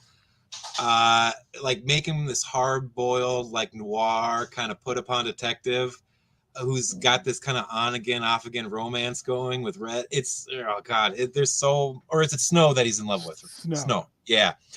Oh God, it's so good. It's so good.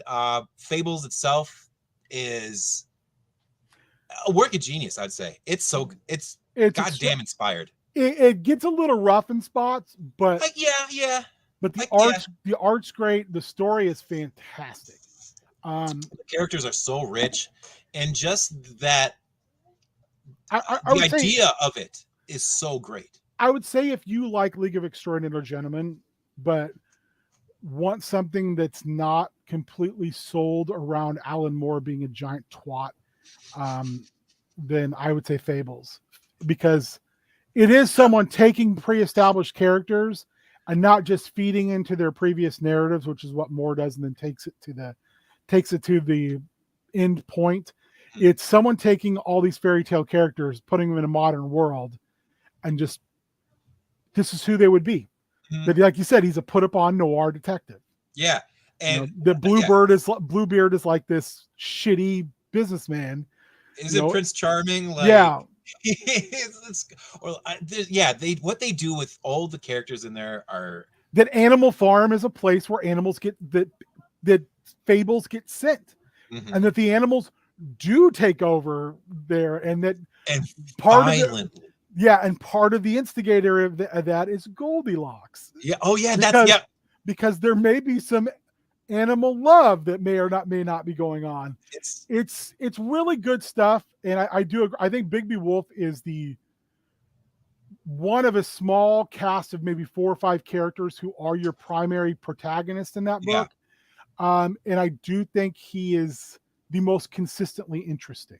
Yeah, some of them are very interesting stories, but they kind of ebb and flow. He's the character where when reading that I would constantly go, man, I can't wait for another Bigby Wolf story. He's by far the breakout character. He's just he's got wonderful dynamics with every single character that he comes across, and it's such a wonderful reimagination of the Big Bad Wolf. It's home run, totally. Jughead the Hunger. Have not read, but so I know Archie Horror is amazing. Yeah, I picked up the Sabrina stuff because Cassandra and I enjoyed the show. It's real good. And then I saw like, oh man, Archie did like zombie stuff. Then they did a Jughead as a werewolf. Yeah, they did. The Predator one's so good, and the zombie stuff is really. I haven't read all of it, but what I've read is I'm like, it's really good. Archie, yeah, it's really so good. Like their horror line is very, very, very good. And then as we talked about, don't they have like Fiona Staples like writing for that? Yeah, like just got A-list talent, like just spinning like not straw in the gold, but like gold in the platinum. I don't know. It's fucking beautiful. It's so good. Cycle the Werewolf we talked about earlier. Yeah, I mean, you should own it if you're a horror fan. You should probably own it. You need to find the version with Bernie Wrightson's illustration. Bernie Wrightson is a master when it comes, well, just everything, but when he's in his horror world, there's no one better. My only complaint about that book is I wish they would have left the work black and white. You don't like the color splashes? It's okay, but have you seen like his Frankenstein stuff where you're just like, holy shit? With his shading and everything with his it's the level of detail and like the smallest meticulous work that's put into that is just all right. TV. All right. Werewolf, baby. Great show. I remember this being on Fox, like one of the first shows on Fox. Yeah. And it being one of those things where my mom did not want us to watch it. My dad was like, wait till your mom's gone. Yeah. So it was good. what I remember of it. I have it on burned DVD. Oh, really? I just have never gone back to it. Yeah. We talked about Werewolf by Night. This might be the best thing I feel Marvel's done. I'd say it's the best thing they've done.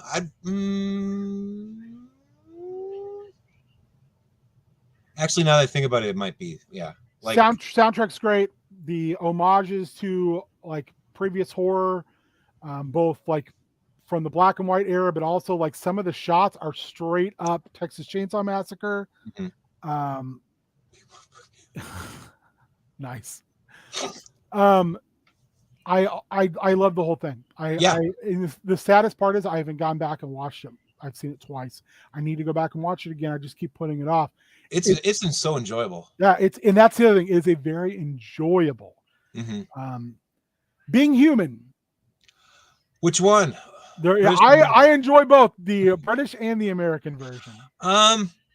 Yeah, it's British. It's okay. British version, I think, has the ghost. I think is better in better in the British version. Yeah, the werewolf. No, I think Sam Witwer is the way better vampire. I think though the British version has the much better werewolf, and I like the werewolf in the American version. I can't remember the actor who plays the werewolf in the American version. He's good, but he's kind of plays a very similar character all the time. It's kind of a I was going to say I'm a jokey guy. Whereas the guy who plays it in the British version, you can feel how awful everything is. Oh yeah. Yeah, he is not he's not having time for jokes really. I mean, there are funny moments, but it's ruined his life. Also, the dynamic between he and the werewolf in the British version is also so much more like, I have to treat you subservient so other vampires just don't murk you. Mm-hmm. Sam Huntington, yeah, and yes, Sam Witwer, Star Killer. I love Star Killer, and he's amazing. He's the best part of that show. Of the American, no, he's the reason you watch that. It's a good show. It's not as good as the British, but he raises it up quite high. He does. He's such a committed guy. He just gives his all to whatever he's in. I love Sam Witwer big time. Yeah. Big up, Sam, if you're watching. Kenobi! I almost forgot about these last three here. True Blood. Oh, God. Books are much more enjoyable than the show. Never read them. My sister got them all, and they're very pulpy, so you can just devour them super quick. Charlene Harris had a very fun time writing them, I'm pretty sure. I liked the show for a while, and then I just couldn't hang with it anymore. I just think it just got bogged down in the love triangle. I think that's what it was just like, and also there are so many things that they just didn't deliver on at all that the books went full bore with, like her brother becoming a werepanther. That whole community just kind of gets left all of a sudden. The werewolves are much more kick-ass. Yeah, the werewolves in True Blood were a bit of a letdown. Although Joe Manganiello is a wonderful, I love that guy. I think he's great, and I loved him in the show more than the guy who was the vampire. Bill. Suki is mine. Suki.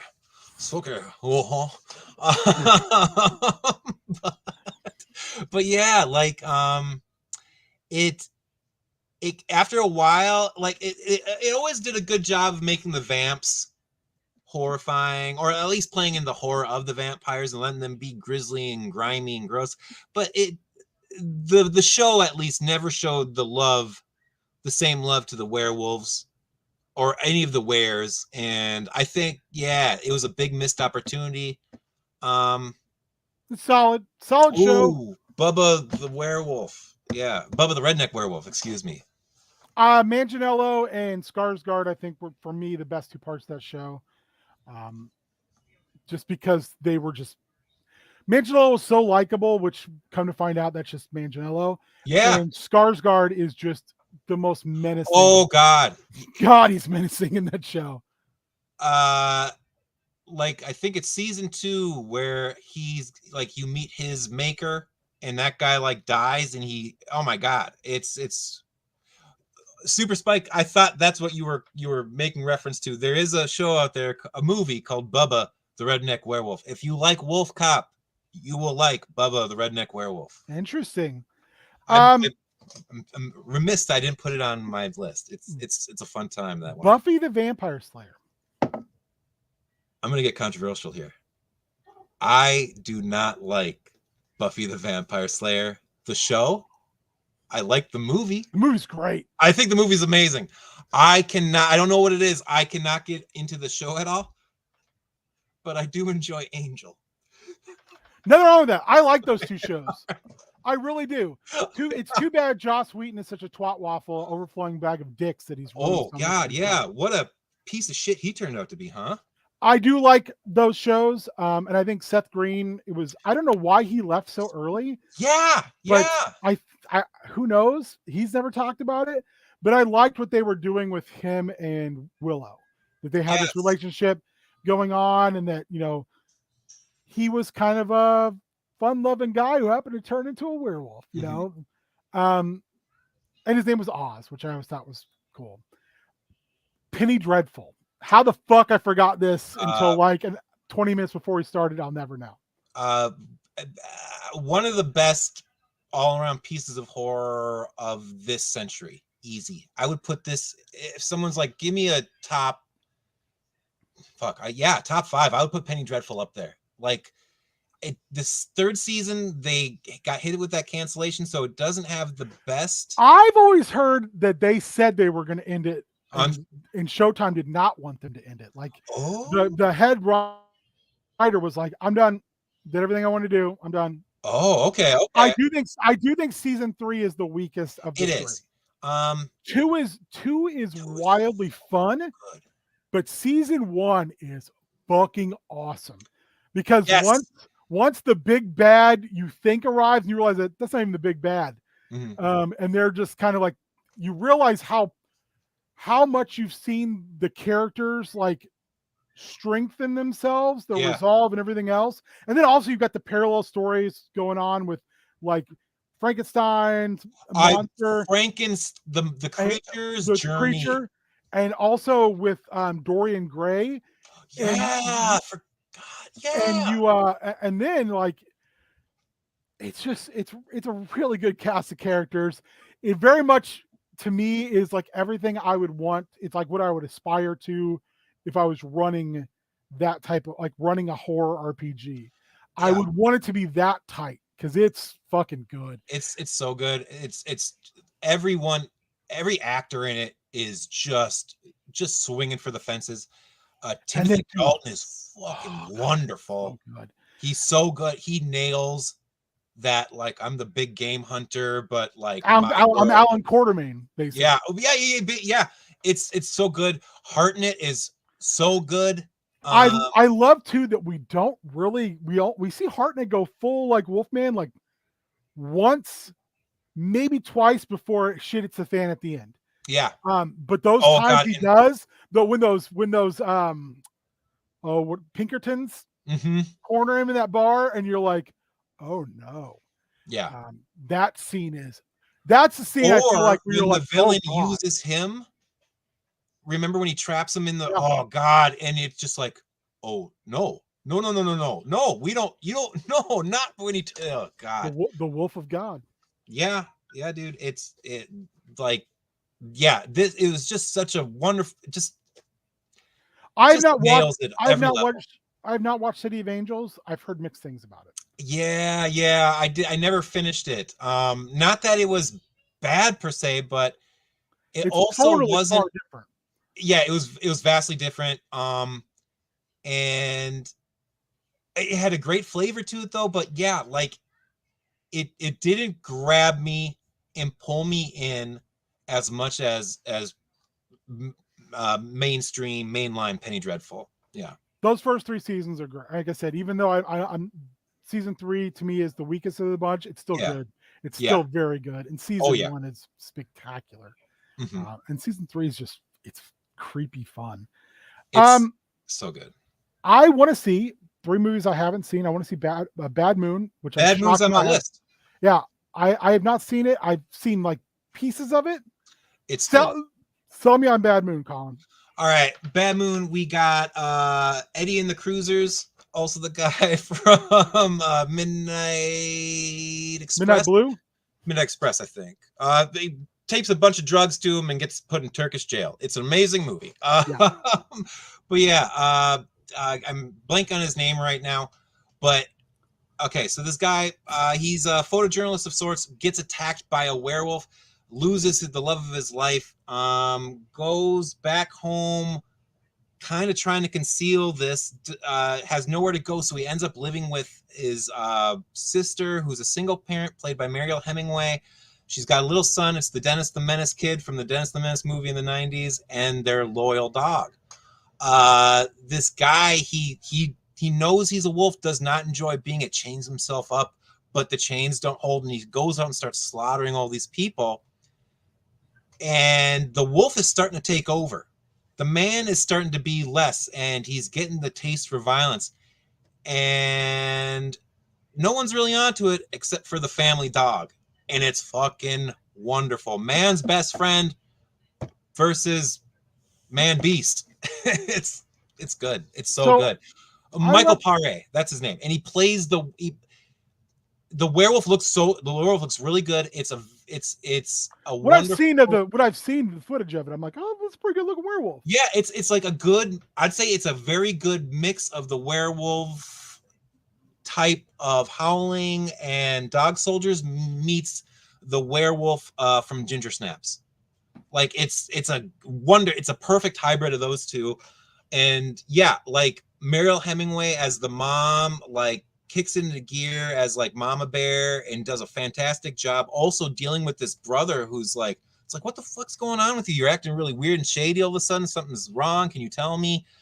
And Michael Paré first as the guy who's like struggling to keep this, and then slowly becoming the insidious, like, oh yeah, I'm fully leaning into being a villain. It's so good. And just one of those perfect movies that you just grab off the shelf randomly at the video store back in the day, and we're like, I'm so fucking pumped that I got this. It just paid off in the end without knowing anything about it otherwise than, oh, this is gonna be a werewolf movie. And it works. It's so good. I left one out that just occurred to me that I watched on a whim. Late Phases is really good. It's a fun movie. Blind war veteran comes into a town, living alone blind, and he starts getting something that's fucking with his house and his dog. And all the little old ladies get mutilated late at night. It turns out it's a werewolf. Blind veteran versus werewolf. Yeah. Oh, it is more than one, isn't it? There's a lot of there's a bunch of he lays a bunch of like Home Alone traps, and shit goes off in the last 20 minutes of that movie. It's fun. Yeah, it all of a sudden becomes like Blind Predator at the end. A little bit, yeah. It's solid. Really good. It's a very fun movie. I was like, oh shit, I forgot about that one. And I think the main actor is the same guy who plays like the hunter from Stakeland. Yes. Nick D'Amico, I think he's Nick D'Amico. You're exactly right. Very good guy, very good actor. Like does a wonderful job. And and there's a fun little, well, not fun, but it becomes kind of heartfelt and wonderful towards the end. Dynamic between him and his son, the Wolf Pack. Are you talking about? Are we talking about Sting? And sorry, don't turn your back on the Wolf Pack. Boom, boom, boom. Oh, I haven't seen Wolf Cop 2. I have not. I hear it's not as good, but it's still very fun. And I have not seen The War of the Werewolf. I have never heard of that one. I can't remember what it's about, but I was like, oh, this looks really interesting. So other stuff I haven't seen, I'm somewhat interested in, or just like what thought sounded. Cursed, which I know is Wes Craven. Cursed is terrible. Cursed is awful, except for there's an amazing part where a werewolf played. I have not. Super Spike. I heard of that, as well as She in a werewolf movie or show? It was a show, just like Wolf Like Me was a show, and I don't know if it ever made it to air. That looked interesting. Was like about a single dad, and he meets this woman. And it turns out she's a fucking werewolf. Ooh. So she keeps like disappearing on him and stuff, and she's afraid to tell him. Kind of very much like a less cutie version of Santa Clara Diet. Santa Clarita. Clara Diet. That's a fun, yeah. But for Cursed, not the best, kind of bad. Very troubled production on it. But there is a scene where Judy Greer is a werewolf, and she gives the finger to our heroes and goes "fuck you" as a werewolf. Yeah, and I've seen that gif it's amazing. Over again. Yeah. It comes out of nowhere, and I nearly like laughed myself to tears. It turned what was become a bit of a drag, kind of rote, like by the numbers experience, into all of a sudden it was like, wait, what did I just see that? Super Spike just Cursed flip off. Yeah. And you can find a GIF of that, and it's everything that you would want it to be. Blood and Chocolate, haven't seen that. Know of it, haven't seen it. Teen Wolf TV show, no thank you. Hemlock Staying Grove, away. You're no Michael J. Fox. Hemlock Grove, I started at one point and I didn't finish, and I think it's Eli Roth, isn't it?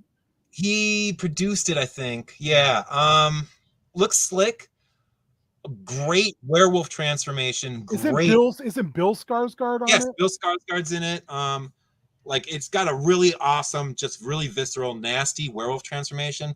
But also that was like one of the last, like that's like the only good thing you could really say about it. It was very, very melodramatic soap. I think I would prefer to rewatch Castle Rock, which also had Bill Skarsgård in it. Yeah. Uncaged, I was like, nope. Hunter's Moon, I some of these I can't remember. There's a movie called Wolf that is like about Roman centurions in the near Hadrian's Wall who get cut off and are hunted by a werewolf. Moonchild, Are We Monsters, Among the Shadows, and Were. All were movies where I was like, I'm kind of interested, or I was like, this looks so stupid. Yeah. Music. Well, I mean, I guess Clap for the Wolfman and Werewolves of London, Bark at the Moon. Those are the classics. You got them. That's what comes to my mind for sure. Africa by Toto? Look at the words. I'll die on this hill. Look at the words. Okay. So I was listening to a podcast once and someone made like, you do know that song is about werewolves, right? And everybody else is like, fuck you. And he just started dramatically reading the words. I was like, oh my God, it is about a werewolf. And then Wolf Like Me is a song I didn't discover until like 2 years ago and have become obsessed with. I don't think I've listened to much else by TV on the radio. And when I heard it the first time, I didn't hear the OG TV on the radio version. I heard a cover by Local H, who I've loved since like late high school. It's a great song. And it's just a flat out werewolf song. There ain't no hiding what that's about.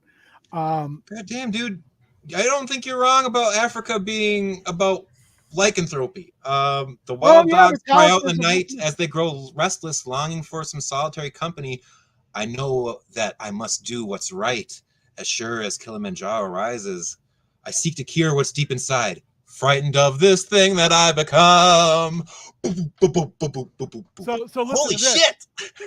Listen to this. A wolf and man. Yeah. Say my playmate, once you lay hands on me, mirror my malady, transfer my tragedy. Got a curse I cannot lift, shrines when the sunset shifts. When the moon is round and full, I gotta bust that box, gotta gut that fish. Ooh. We could jet in a stolen car, but I bet we wouldn't get too far before the transformation takes and bloodlust tanks and craves get slaked.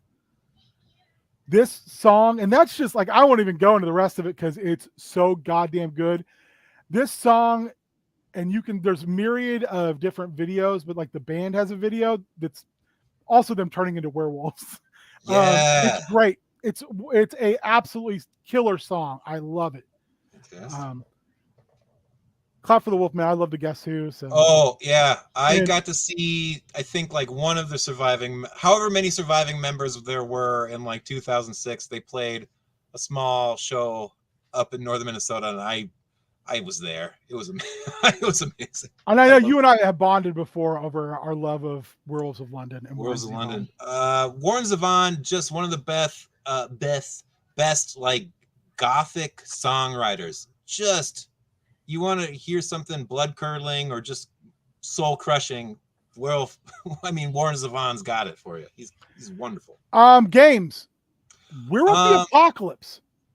Yeah. Well, I've got the the original. The Werewolf OG. the Apocalypse. What Slash is on the cover? I loved this. Oh damn! Hungry Like the Wolf by Duran Duran. Shit. Oh, it's like my DSLR, my camera went flying. Yeah, no, perfect. Hungry Like the geez, how did we miss that? Oh, my ears fell off. Because I think every time I hear that, all I can think of is Venture Brothers now. Oh, yeah, there's a lot of songs. You gotta come home, Doc. The boys have been dead for 3 months. Yeah. Also, but yeah, there's the Werewolf Apocalypse game. I recently got that on Super. Oh, Colin got stun locked. I know he had talked about that he had picked that game up. You said it was pretty good. Right? Yeah. Yeah. It's Howling for You. Oh my god. I don't know if I know that song. I'm howling for you. Is that Black Keys? It might be. I'm not totally sure on that one. But yeah, no, I did get the video game Werewolf the Apocalypse, and it's all right. Didn't have the best reviews, but I don't know. It does fill that niche if all you want to do is kind of cycle between 3 different types of like were person and slash a bunch of bad guys up. I don't know. It does it. Yeah. Wolf Among Us. Next one that's a great game. Like if you like Fables, you would not go wrong with playing that. I have it, and I've been wanting to play it for Bad at Games and just haven't done it yet. Oh, it's such a good time. But also I'm just a huge fan of Telltale as a studio. I love their. I've got a ton of their games, and I don't think I've ever played one.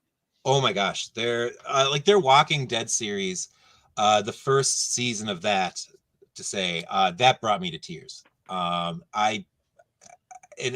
since then, I've been fully on board with whatever they put out. Maybe we'll have to play it on Spoopy on Bad at Games. Yeah. Oh yeah. I would totally be there to be like, no, do that. Ravenloft for Dungeons and Dragons. Dungeons and Dragons, of course, has werewolves. Yep. Ravenloft being the gothic horror or just horror setting.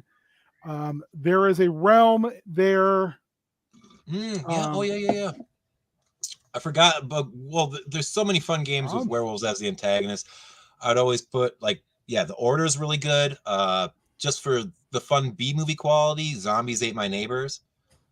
Although I think you can kind of turn into it's not necessarily a werewolf, but you turn into a big beast. So in Ravenloft, I can't remember the name of the domain, but it's run by a bard named Harkin Lucas, who isn't a werewolf. He's a wolf weir, which is a wolf that can become a man.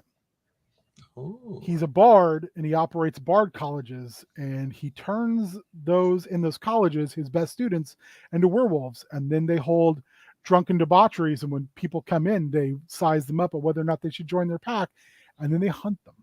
Yeah. It's really good. It's one of my favorite domains. I've actually never run an adventure in it. I've thought about it a lot, but I haven't done it. Fallout 76, there's a werewolf DLC. There's a bunch of cryptid stuff in Fallout 76, which is great. Mothman's in it. Yeah. Skyrim. Oh fuck yeah. I love playing as the werewolf in Skyrim. That is a good time. For me, Werewolves of Miller's Hollow. I'm not familiar with that. It is the game Werewolf, except for with more rules. I have played this game one time with David Richardson with 30 people. where we had to go to 3 different rooms, and there were 3 different towns. And as the towns got whittled down, we just kept moving everybody into one town. It took us, I think we only had like 5 people left by the time it was done, and there was like 4 werewolves. Werewolves of Miller's Hollow is super cheap. I think you can get it. It's a French game. You can get it for like $10. And I think you can get like the expansions for 2 or 3. If you want to play a social game and you have a bunch of people, I cannot think of a better game. It is outstanding. And I like Avalon. I like, Camelot. I like those social games, Secret Hitler, things like that. They all originate from Werewolf and Mafia, and Werewolf of Miller's Hollow is the best version I've seen of that. Okay. Although I've heard people say Ultimate Werewolf is also very good, but I've heard that. Yeah. It's a Werewolf of Miller's Hollow is a game where I have just as much fun playing as I do being the narrator. Monster Hearts is the last one I've got under games. I think I've explained this a couple times when I've been like, I'm going to run this Monster Hearts game I've had in my head. Yeah. Monster Hearts is if Buffy the Vampire Slayer was rated R, a hard R, and was playing on HBO after 11. Ooh. It's like a more brutal True Blood. Okay. The last time I ran it, one of my friends played a weird tiger. She didn't want to be a werewolf. She wanted to be a weird tiger. And she didn't age. So she'd been a teenager since she was bit, and her father was bit, and they had to be estranged. So he was always on business trips because they were in the same area. They would kill each other when they changed. Oh, wow. So she would change like her look and everything like so often, like every like 10 years or whatever, and re-enroll. Yeah. And then she picked students out and would slowly hunt them. And the whole thing about that game is everybody's kind of a monster of some type. Mm-hmm. Like one of the kits you can play is just the victim. And the victim's kind of horrible because the victim gets their powers by being a victim. Ugh. It's kind of gross, but I've played with somebody and they played it and they did such a good job of it. It was wild. Well, I'm incredibly intrigued. It's a Powered by the Apocalypse game. Okay. One of the players I had last time played what's called the Hive, and the Hive is like the popular person, and they don't have like a superpower or supernatural ability. They're just super manipulative. So the people in their clique basically are at their beck and call constantly. Oh. And that person got bit by a vampire, so then became a vampire because you can become things in that game. Okay. One was the victim, and the 4th player in that game, she was a hunter. I had 3 ladies and 1 guy group for that. It's a great game, but it is definitely a button pushing game. As far as it's definitely a game that I would not call. It's not for everybody because the themes can get really mature. Mm-hmm. And it's definitely a game where it is like trigger warning plastered all over it.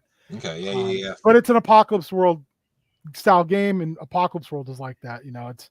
Oh, totally. It's great. I love it. It's just sometimes it's hard to get a good group to play it. Yeah. Because the tone is really important. Werewolf adjacent stuff. For sure. We're going to talk about honorable mention. We already talked about Santos. So this is my adjacent. New Mutants. Not just the movie, but actually the comics, because Wolfsbane. Yeah. Love Wolfsbane. Yeah. Love her. Player, the whole it's just not only am I a mutant, but I turn into a monster, and I'm also Irish and Catholic. Yeah. So I must be possessed. I must be a monster. Yeah. She's that. That's just a wonderful character. All the baggage she has and how she deals with it, not always the best. And her coming to terms with that when the New Mutants were in Asgard and she meets an entire group of Asgardians that are werewolves, and she almost stays. She's a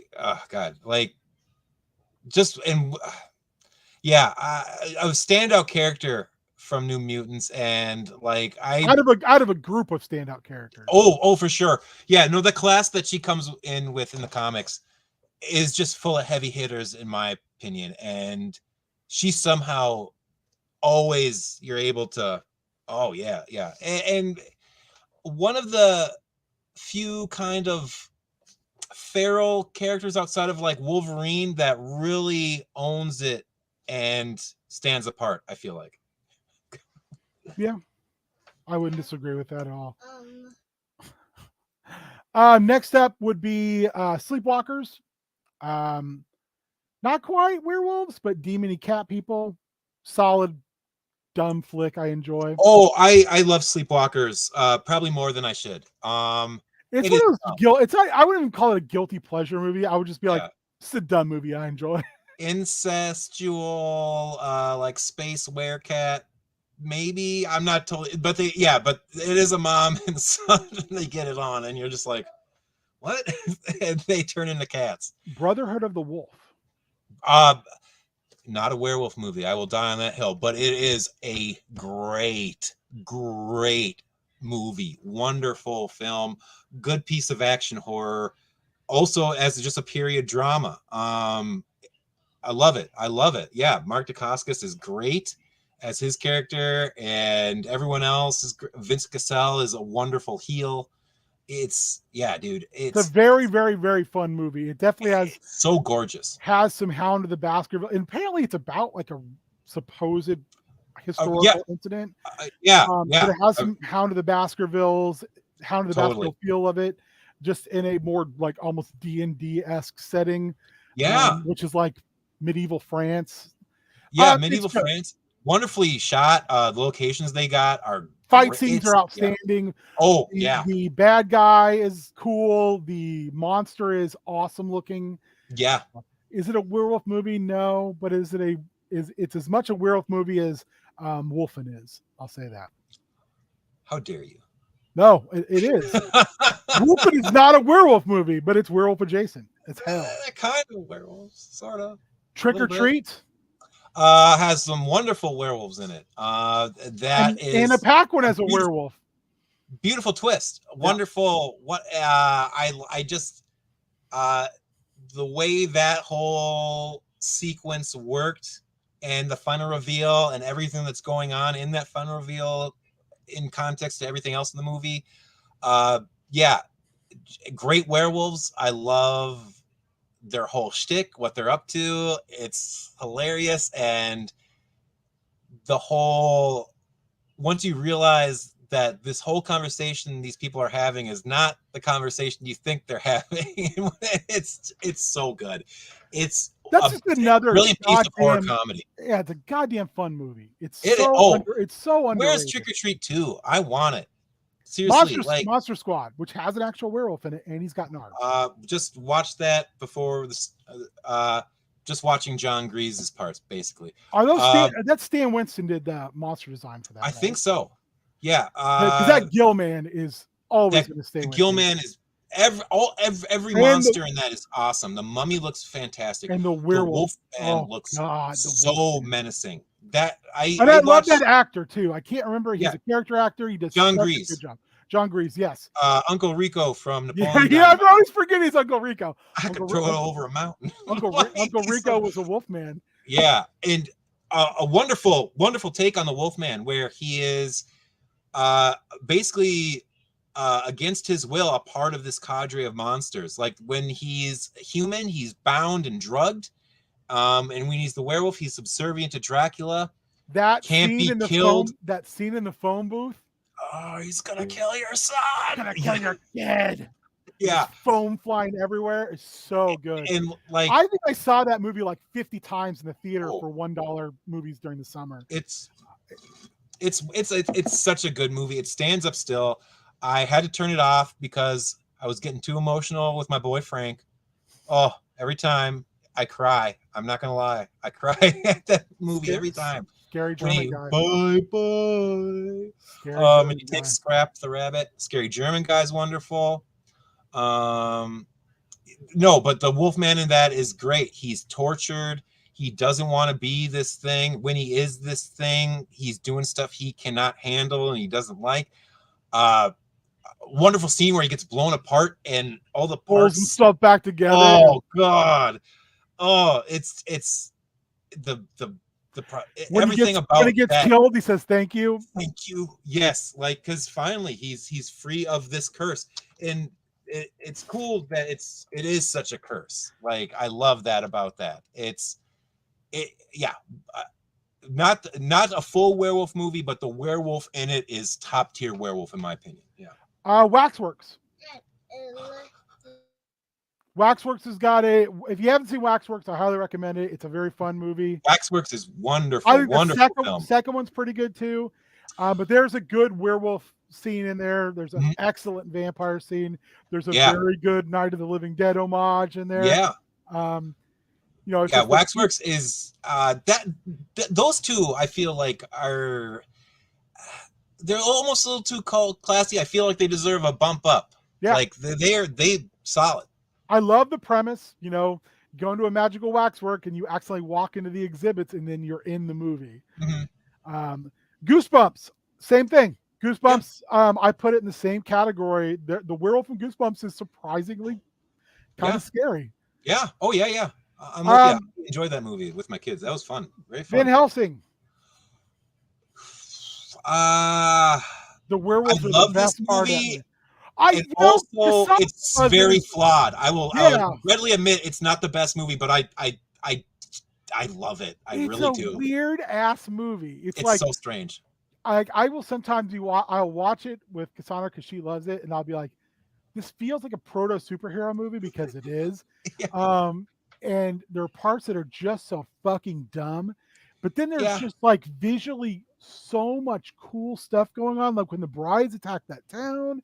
Yeah, all the werewolf stuff in it, and even though it's CGI, it's some of the best looking, like non-scary. I mean, the werewolves are like they're like superheroes in it. Yeah, and they have a little bit of menace and weight to them, and I enjoy that. And also, just one of my favorite Frankensteins ever captured on film. That guy's wonderful. He's got this beautiful vibrato, so whenever he's screaming, he's like, whoa!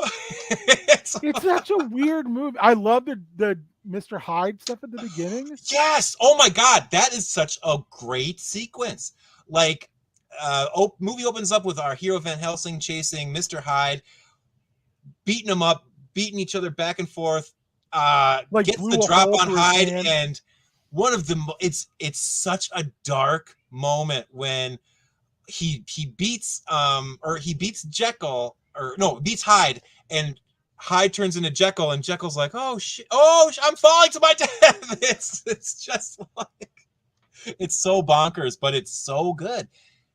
And like this holy order of monks who make weaponry for it's out there. I wish we got a sequel, but I also understand completely why we never did. To me, it's like a very power gamer D&D wet dream. Oh, and also another shout out is I'm blanking on his name, but the guy who played Benny in the Brendan Fraser Mummy is wonderful as Igor. Wonderful. Almost himself is worth the price of admission watching that guy. He's just chewing scenery. It's just delightful. That whole movie chews scenery hard. Yeah, it does. It takes a big bite of every scene. It does not let go. It's Harry Potter.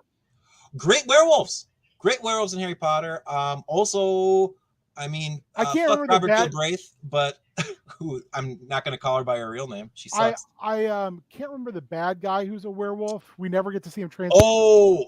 Oh God, he's good. He's a menacing werewolf character. I think did I just lose volume?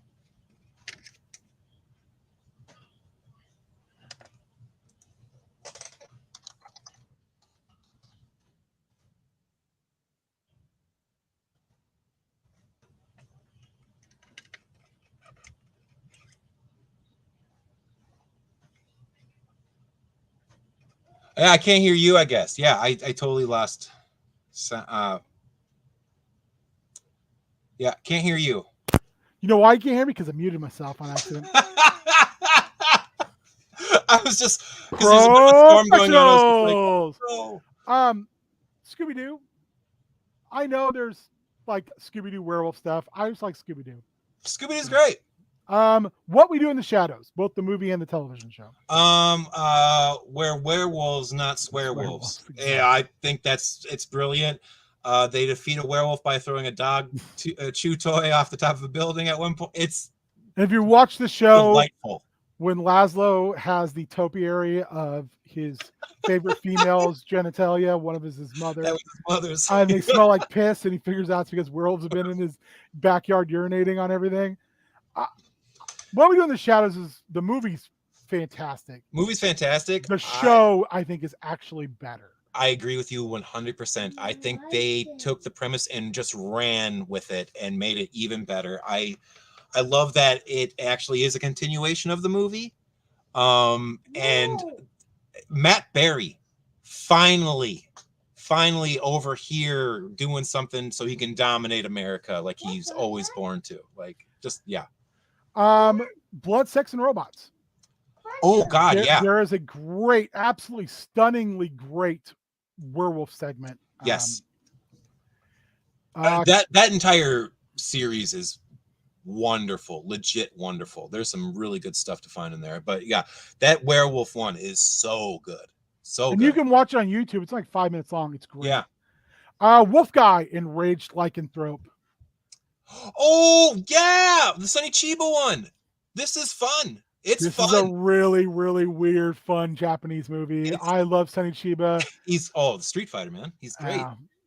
Wolf Guy.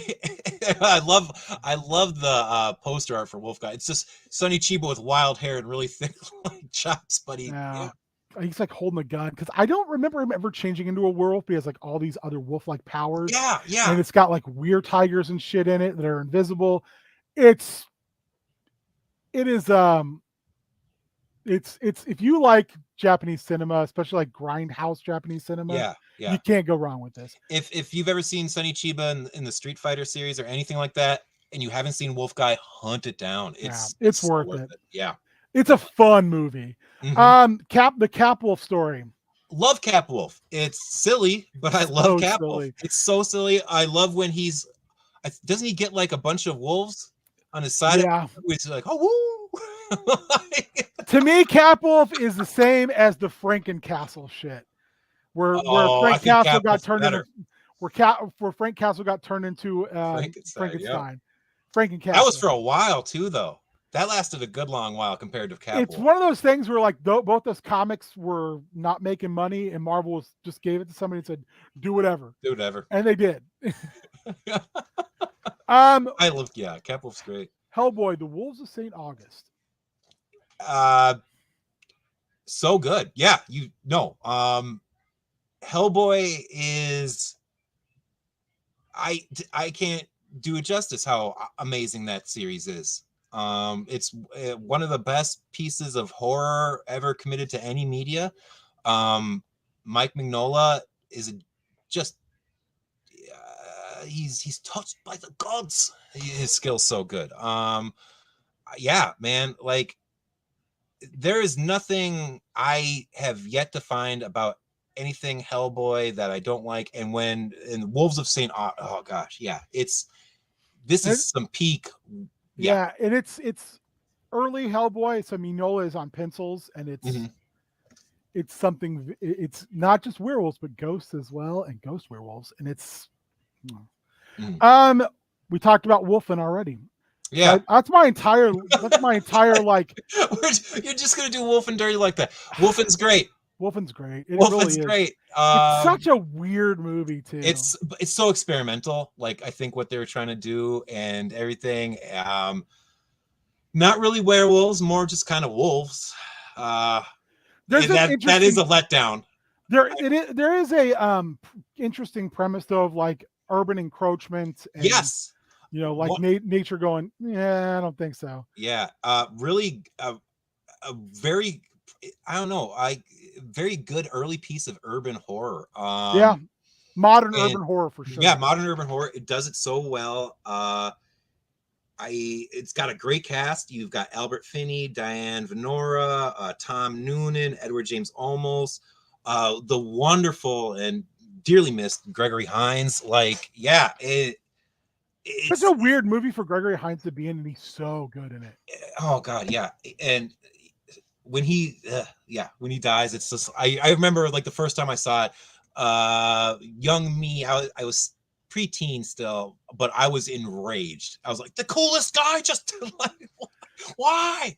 And Albert Finney's such a weird schlubby like cop in it and stuff, and he's got this kind of not the best accent going. I'm not sure if he's supposed to be from Boston or New York. It's kind of shifting, but yeah, I don't know.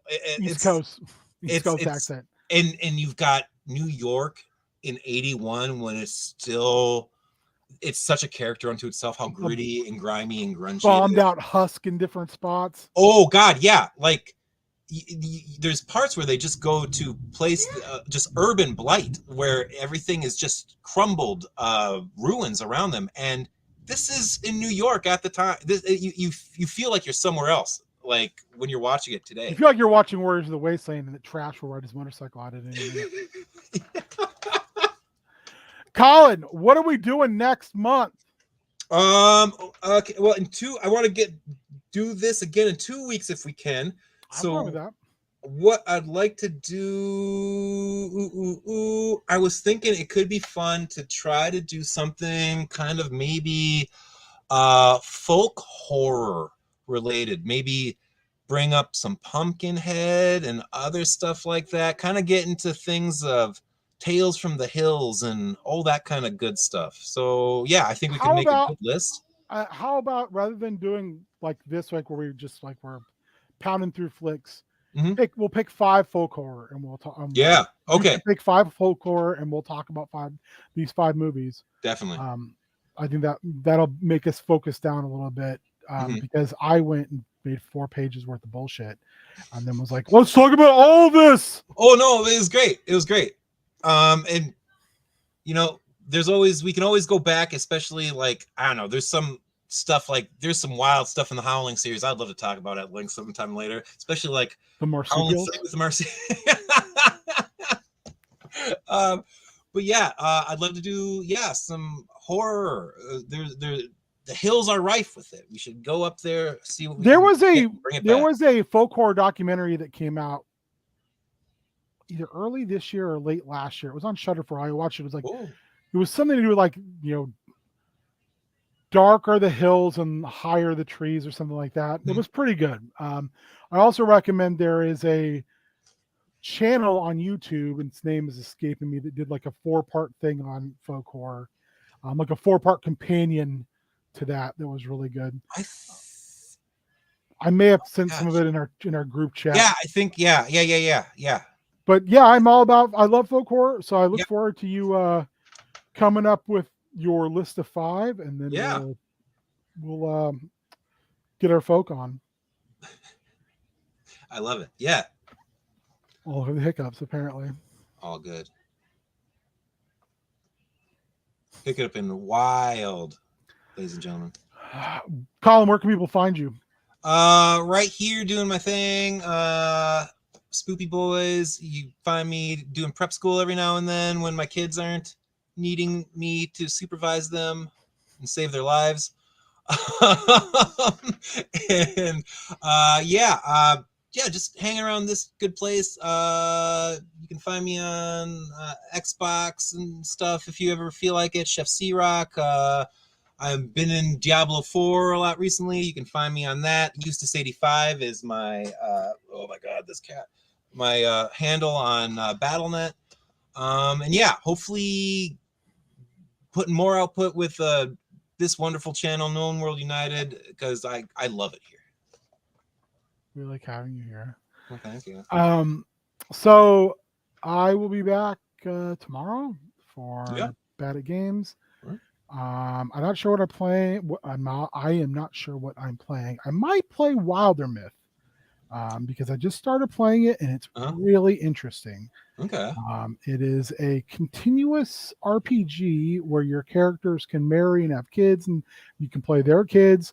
Oh, it's got a very interesting, during combat, everything's like paper, 2D paper, and moves like 2D paper, and it's a lot of decision making. So like at the beginning, because you have 3 characters, like you make 3 characters, and you can like put people in. They have like a bunch of some of the a little bit of drawback, and they have a bunch of positives, and that you can like build rivalries and relationships. That sounds really, and it's a lot of like wonderful. Reading like it's like it's a lot of it's like you found this book. Here's a story in the book. Now it's time to write your own pages in the book. It's kind of the theme of it. It's very good. It's got a very, very unique art style. Well, any of the games that you've kind of put under my radar, like they've all been major hits with me. So I'd love to see what this one's about. It sounds wonderful. I would like to at some point get some folks together and play. What is this game called again? Let me find it really quick because I'm very, very stoked about playing it. Besides, I like to play the Isle where we all play dinosaurs. That would be fun. Where we're on an island. Distrust. Okay. It's basically you're playing The Thing. Ooh. You're all on an Arctic base together, and it's called Distrust Post or Polar Survival. And you have to work together and or against each other, depending. It's a multiplayer game, competitive co-op. Oh. It's it looks very, very, very good. And when I got it in a pack of games for like $10, and the other 2 games in the pack. One's called Why Do They Always Run, which is like a Star Wars-esque bounty hunter game. Yeah. Where you play a bounty hunter with 3 arms. And it's like a side-scrolling shoot 'em up. Ooh. And the other one was called. The other was like kind of a riff on Star Trek. Oh. Looking for it real quick. Called. I still want to get together and play Friday the 13th, the game too. We've got like a year. I Am Not a Monster. First Contact. So it's also multiplayer cooperative. The premise is basically retro sci-fi tactical turn-based strategy with an exciting storyline. The Albatross space liner is overrun by lizard-like monsters that can affect humans and turn them into their own kind. Save the passengers and defeat the hostile creatures. That sounds fun. And the cover of it is like a 50 spaceman with his finger out, and then a lizard man in a flying saucer, almost like the god and love it. It looks really fun. So yeah, it's only $2 right now. Ooh, $2.19 on Steam. Dang. Okay. Yeah, it's I want to see what that other one was. Price Distrust was at right now. Distrust is a whopping $1.79. Oh wow. Okay. Highly. Recent reviews are mixed, which there's only 15 recent. Overall reviews, which is 1,500, is mostly positive. So okay, yeah. These guys also did a game called is it just called Football Game? Is that what it's called? Which is like you think it's like going to be some dumb thing like that. It's actually like, from what I've read, is like a David Lynch-esque thing. Mm-hmm. Okay. Football game, where basically you're the star quarterback before the homecoming game, and then everything gets Lynchian. Things go real weird. So like I saw the name and I was like, what is this? Mm-hmm. And it was in that pack, and the art's really cool on the cover, like for the game. And it's like, you're Tommy, a local high school football hero in the town of East Bend. It's game night for the Purchase County Turbines, and your sweetheart is waiting in the bleachers. Join Tommy for a night you won't soon forget. Ooh. The trailer is also like, Tommy loves football. I love football. Tommy loves his mom. Tommy says, I love you, Mom. Tommy loves his girlfriend. Well, I do love you, because they're going to get ready to fucks by the lake. Dun, dun, dun. Yep. But it's like pixel art. Oh, okay. I yeah, I go gaga for pixel art. I It think kind of reminds me a little bit of Dreams in the Witch House's art. Oh, Kind of that pixel, although it looks far more like dirty, I guess, for lack of a better term, like kind of gross, okay, yeah. as opposed to, you know, that game's got a very like clean aesthetic because, you know, it's Lovecraftian and shit's gonna go haywire soon enough. Yeah. So anyway, yeah, I would recommend those games. I didn't. right. Did I say what it costs, by the way? That last one I don't. Football game is $2.99 right Okay. now. All right. Cool. Those 3 games, you can get all 3 for under $6. That's a good deal. No, for under $7, excuse me. So, all right. And then you can find me Sunday for prep school, and then Monday for supposedly the penultimate season 1. Ooh. Do you know? Yeah. And if you missed Chaos Scar this last Monday, it was a doozy. I need to catch up. I didn't. Yeah, I missed it. You got to get in there, get a session, and you haven't played in a while. No. Next time you put up the call for it, I definitely will. That's a fun game. It's something. It's turned into something. So thank you guys for hanging out, talking werewolf movies with us. How close was I when I flipped the table? I wasn't. I had such a blast. The fact that the Deus Ex Machina was their idea, it wasn't even in my original planning, and then it turned out to be the thing they were able to use to seal the tomb, made me so happy. It was just, I loved the fact that 2 of the players were very much like, well, let's just run through this whole dungeon, you know, balls out. And, you know, Chris was like, you're idiots. The entire game.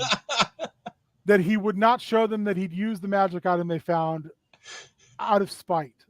But he'd been using it, found out it worked, but wasn't going to admit that he used it because he was pissed.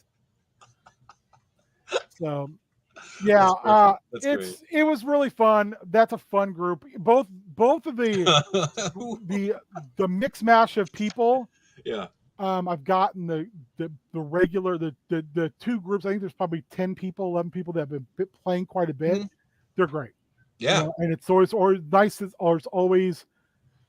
So yeah, I don't know who that was either, but I'm pretty sure it was a friend of like Ian and Chris and Zane's, excuse me, since Ian trained underneath Zane. Okay. And Zane and Chris have known each other a long time. So, because I think Chris trained at the Wrestle Factory and Zane trained in the Atlantic area. I think primarily at High Spots with George South. Oh, okay. Okay. Yeah. And Ian trained underneath George South, Man Scout, those guys. Oh, you were definitely trying to get them going on some stuff. A lot of like, you know, leave no evidence. You know, it's not murder if you don't get caught type of shit. Anyway, thank you guys. Thanks everyone for watching. Hope to see some of you. Hi, Mom and Dad. Oh, bye.